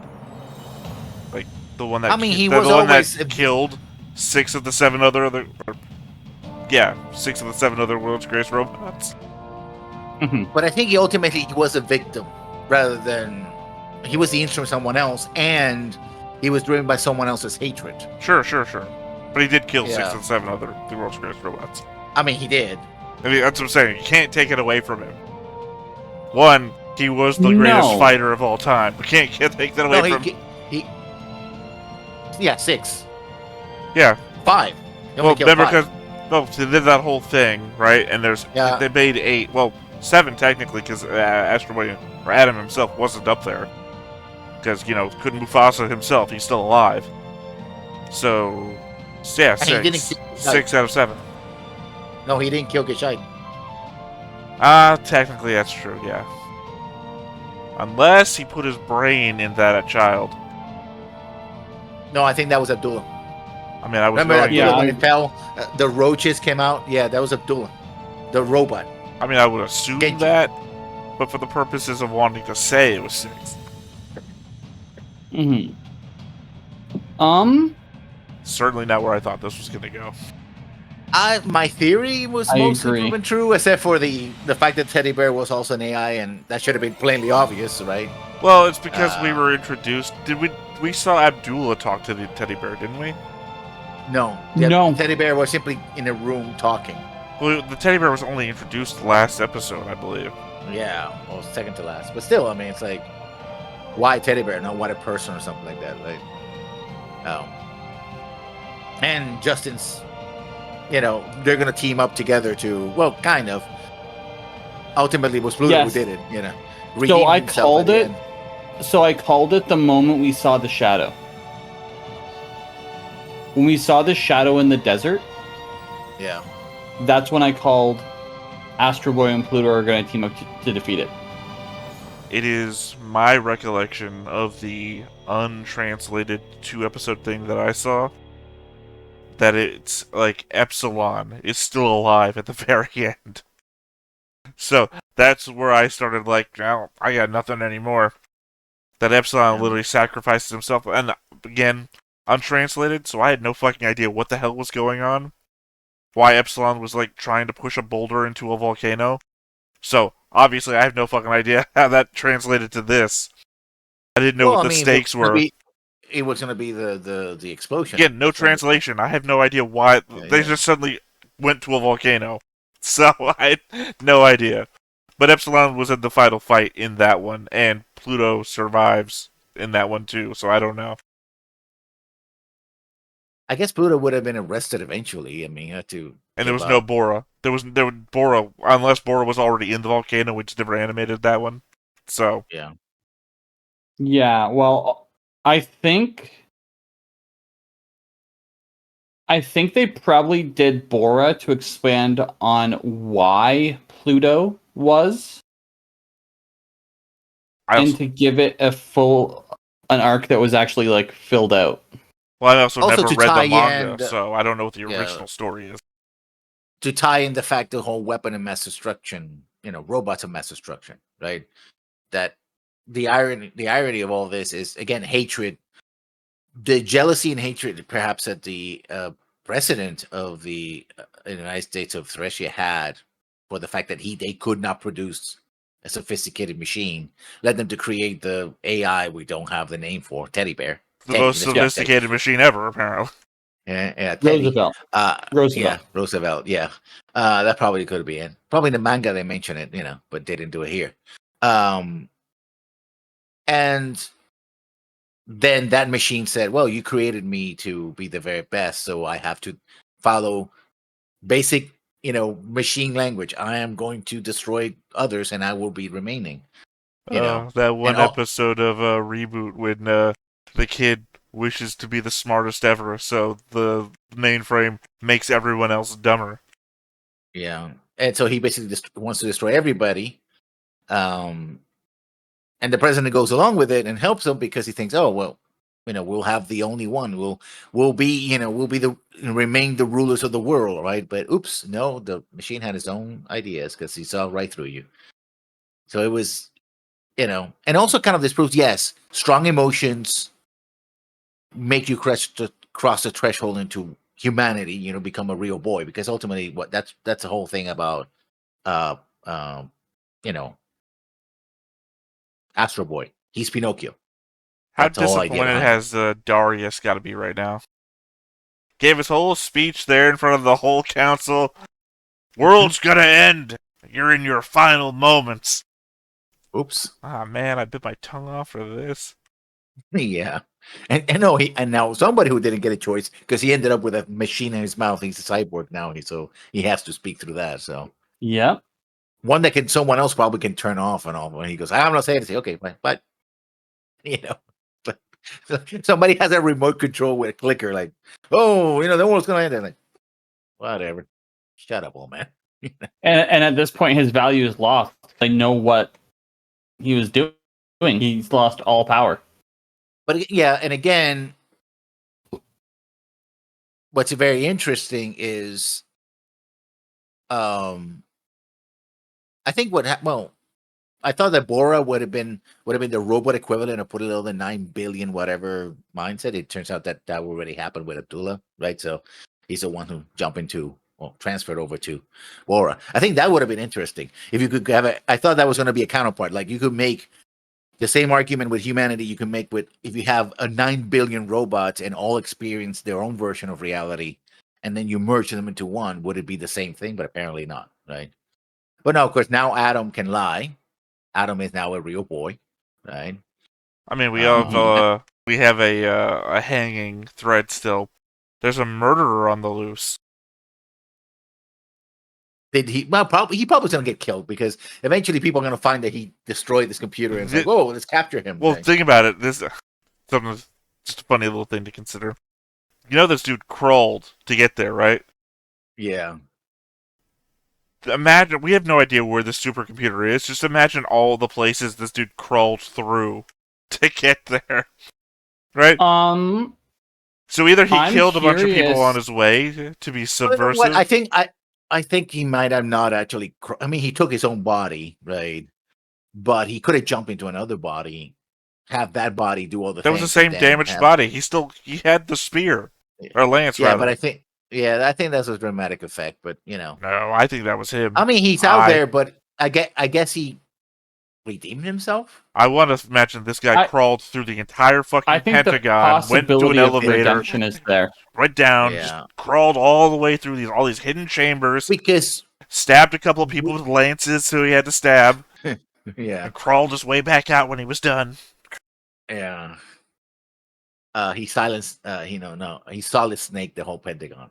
Well, you take your one scene from any action movie or whatever, and you'll think of the coolest thing where like the bad guy shows up out of nowhere, and you think, has he been sitting in there like for 5 hours just waiting to come out? Like, yeah. You think about all the backlog.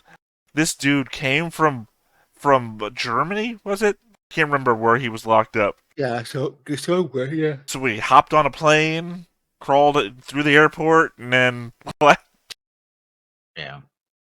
It was a cool scene, but that's the one part I was like, yeah, don't think too. It's just a cool scene. It's just a rule of cool. Oh, I'm going to think about it. I'm more entertained by thinking about it than not thinking about it. Although we don't know it's never explained why he committed the murder. That's the thing. Well, he's a perfect AI, right? Which means to say that sometimes you just got to commit a murder. Yeah, but what was the reasoning behind the murder? I don't know. We never know. Crying baby? We don't know who they killed either. Hey, someone brought a crying baby on his plane. Okay. That's what I'm saying. Sometimes you just gotta kill somebody. It's apparently the message. He's the perfect So- AI, and they could not explain away his murder. So Some people just need a killing, I guess. yeah, I got trying to think of the movie. Some bastards. I mean, you gotta this. hang. I'm gonna but say you gotta this. hang poor I'm gonna say, bastards. and we've had this discussion, Seda and I, watching Macross, and it's like, oh, I'm here for the characters and the emotional resonance, and I say I'm for the cool robots. But from not the very beginning, but like halfway through the first episode, this whole series has been, I get this thing in my eye, which is annoying as hell. And I've been, I'm like, God damn it, you're making me feel for robots and stuff. It's like, what are you doing, show? Congrats on the writers. And if not, Awesome you've job. really hedged your bets against that Rokos Basilisk. Yeah, probably. I don't know. I was in it for the. Like I said, Gershite was not the main character of the story in the version that I saw.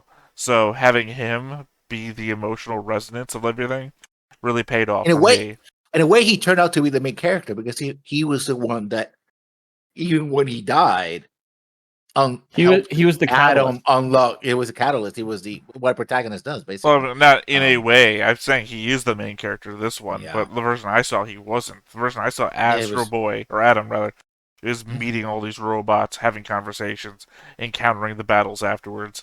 So this was a Yeah. different storytelling narrative that I really appreciated more, especially with the Yeah, it whole was- his son angle. It was masterly done, basically. Enough of a mystery, and also it does something that many people who write mysteries don't want to do, right? Especially when you have like the mystery box thing, which is like, oh, we're gonna imply there's a mystery, but we haven't created anything. No, here they actually answered the questions, right? Oh, they fed you the questions a little bit, but they were willing to answer questions. And a good mystery writer knows that when you answer a question, that answer, if it's a good answer, gives you more questions. So the mystery, you jump mysteries, but the overall mystery doesn't go away. Yeah, no, I mean, the whole thing was based on essentially what we saw in the first two frames. Not the first two frames, the first two scenes. The dream and the blood. And having the reveal that Pluto was a victim, that can have gone horribly wrong, because it's like, oh no, we're supposed to have feelings for the villain who has just done all these horrible things. Except you realize how it happened, and you're like, God damn it, I would have done horrible things too, Well, that's also just good writing in general, and not even writing, good development. I mean, structure. Because Plot structure and the best way to keep people entertained, the way to get people invested into a plot, is if they stumble across what the answer should be, giving them the information, but in such a way that it just leads to, well, I need to know more, well, I need to know more, well, I need to know more. What was done. Versus the idea of somebody stumbling across something and you go, yeah, no, don't worry about it. You don't know that. I also like how they treated Tenna. Like, Tenna is an asshole, and he was self-serving across the board. But even him, who's supposed to be this great genius, couldn't put everything together. He's like, oh no, I can stop this. I just got to talk to this guy. If I tell you the truth, it will. He tried the logic bomb Abdullah, and it failed badly. Like, oh yeah, well, everyone has blind spots. And his is that he thinks he's too smart for his own good, basically. That's why he fails, right? Mm-hmm. He's too smart for his own good, right? Oh, I am smart enough to create a substitute my child. No, you're not. It's gonna be its own thing, right? Well, his blind spot is he doesn't understand emotion. He's broken to the point where goes off of logic, and he can see other people's emotional reactions and gauge those. But he has no access to his. Yeah, he cut himself off. So growth is not something he has a concept of. He's done growing. Yeah. Still an asshole. Still kind of felt for Absolutely. him, but yeah. I mean, also to counter you, he did create a good substitute for his son. What he failed to do was create his son, which is what he was trying to do. Yeah, but he created something different, right? Yeah, which was that's all he could have done. Substitute. But yeah, no, I think that was executed extremely well. I think the ending hit. I think the visuals were bananas. The ending was fucking insane. Yeah. Can you imagine? I can't even imagine an episode ago guessing that this was going to be the ending. If I had to start a list of the animes that I've completed, this is number 1. Is it? Didn't you finish Saint Seiya? Yeah, but this ending blows Saint number Seiya 2 out of the water. Yeah, but on the list of animes that you finished, this goes to the topic. But number 2. If I had to order them, I would put this above Saint Seiya. Oh, so not in chronological order. Not chronological. So you're really hitting all of our Saint Seiya fans out there. Also, you know what? I'm gonna make this even worse for another fandom too. Pluto, Saint Seiya, Digimon. I never watched. You can't say you finished Digimon. Yeah, you're right. There's episodes out. There's seasons that I haven't catch. But I know they're still making Digimon.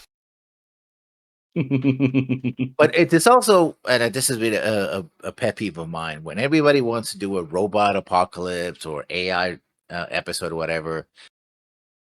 Clearly, the writers read RUR, right? Because they did hit those issues about, yeah, we have laws that make robots appear to be, treated as sapiens, right? But do we really follow those laws, right? Does everybody believe in them? We have also the anti-hate group probably was also manipulated by the AI, but yeah, they served their purpose, so the story abandoned them. It's like, okay, yeah, doesn't matter anymore. I don't know. I kind of assumed they were being manipulated by Abdul. And Abdul was being manipulated by the AI. That's the whole thing, that the AI was manipulating everybody. No, I thought the AI was its own thing. No, the AI basically was... This is what I'm saying, is I would not have been able to guess his plot from the last episode to now. Like... Yeah, no, because remember, when the president goes in, it's like, finally, all the robots are dead, and we have the last, best AI ever. And the AI is, yeah, whatever. Like, that was always the plan. The AI manipulated everybody.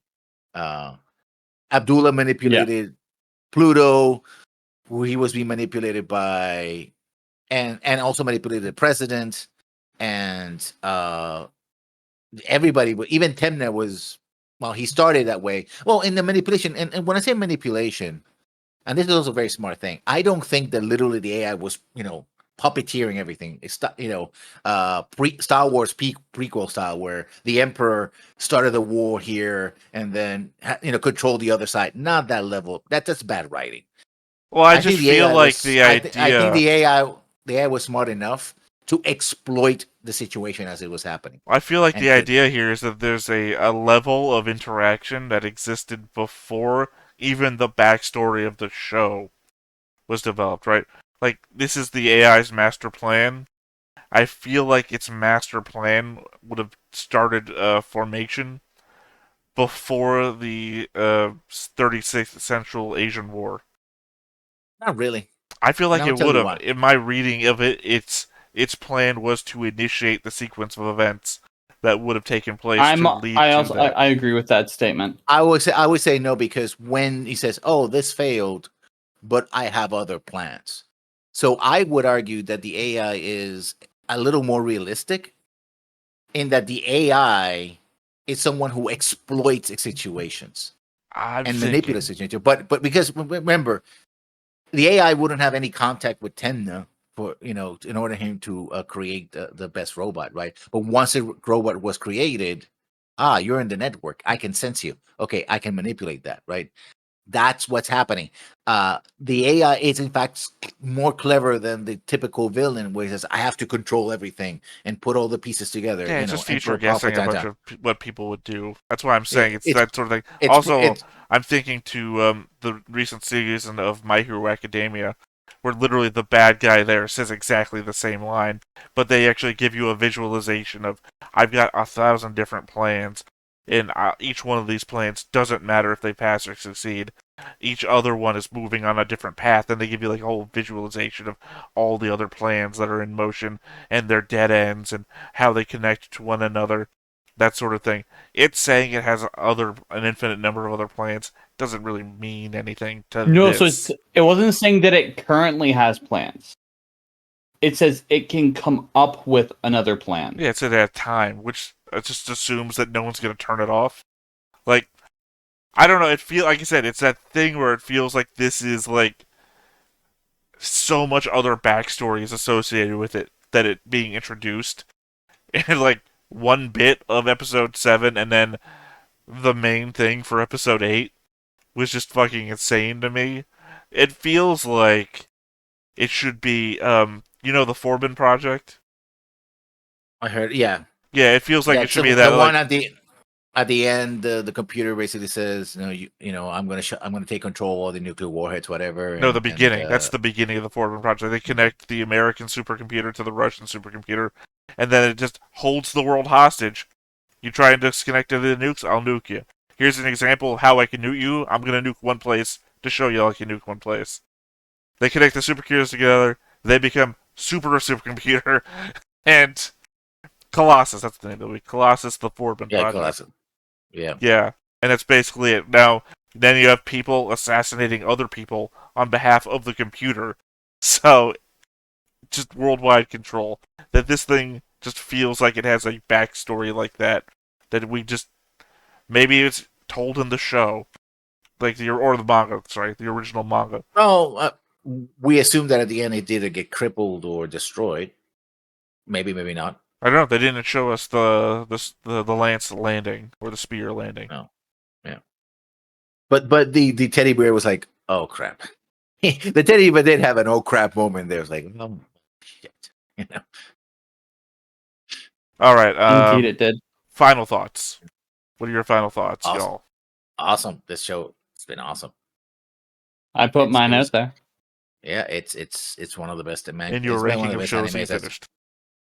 Yeah. I mean, I've seen a lot of shows, and this one blows a lot of them out of the water, specifically because you don't expect that it will go that deep, and it's not afraid to tackle those subjects that other shows were like, oh, we're going to talk about robot independence, but we're not going to talk about that, and emotions, and how hatred doesn't go away, but it doesn't have to control you, right? Kind of thing, right? Which is what the Jedi never learn. That's the problem. They want to push hatred away. It's like, no, it's a human emotion. You got to feel it. That's why the Grey Jedi are such an impactful thing when it actually happens. Yeah, right. Well, that's a whole kind of worms. Right. I think we're just gonna go ahead and wrap up on that thought. The Grey Jedi. That's the final thought for Pluto. Anyway, I have been Theta. One of these has been Lessons. The other one's been Justin. We've been Stoneface Reactions, and we will catch you next time. Bye-bye, everybody. Bye. Hey everybody, thanks for watching another Stoneface Reactions. If you have an idea of another video we could go ahead and watch, go ahead and put it in the comments down below, and we'll add it to the wheel. Be sure to like, comment, and subscribe, and let us know what you thought about this video, what parts you liked. And until then, we'll see you next time. Is this too goofy?